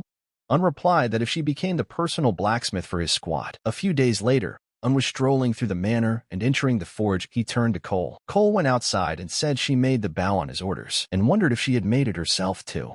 Now that was something he could ask her to make her firearm, although it will be impossible because he certainly can't explain how a firearm works. But thinks that even with this weapon, his chances of survival will increase many times over. Un said that nothing less was expected of her. Cole replied that it was a valuable experience for her to make new weapons too. But Un also said he's thrilled to have a block bow at times like this is awesome. Cole at first glance seemed to her that he was cold because of his stern expression. But if you look closely, he's really nice. Mu Kuang's squad was resting in the mountains and in the forest. It was very hot that day, and it was difficult to move around. He took a Dalian sword master from the Wudong sect, named Li Mun's son, into his room. He also found himself a renegade Jegal tribesman named Jagal Sipin, and a minor master of the Kunlun sect named Ban Ri Yong. But suddenly San came running to them and said that he thought they should go to Sichuan, and they should move out already. Sipin replied that he knew it. It had been a while since the appearance of the supposedly demonic sect leader, so why the hell did they need this map? San said that first of all, Jagal said that they could have already left. Sipin suddenly got angry and started yelling and saying that they were ugly. Isn't he also from the Jegal family? Sung said that then the Chungchong Corps would defect to the Miram organization. San replied, ironically, they said they would be the first ones there. And here he goes. Sipin went up to them too and said, how those freaks from the Chanshan Corps pissed him off. Sipin immediately turned to Quan and asked what they should do. Quan woke up and replied that they would go to Sichuan. Sipin was surprised and asked what? And said that it was clear to everyone that it was a trap. Sung replied that it means they definitely won't die in there, right? Which was expected from Min Kwang Hyan. Quan didn't say anything to them, and coming to his senses after his sleep said that it was time for them to move out then. As they set off on their journey, they forgot San, who was running behind them and shouting for them to wait for him too.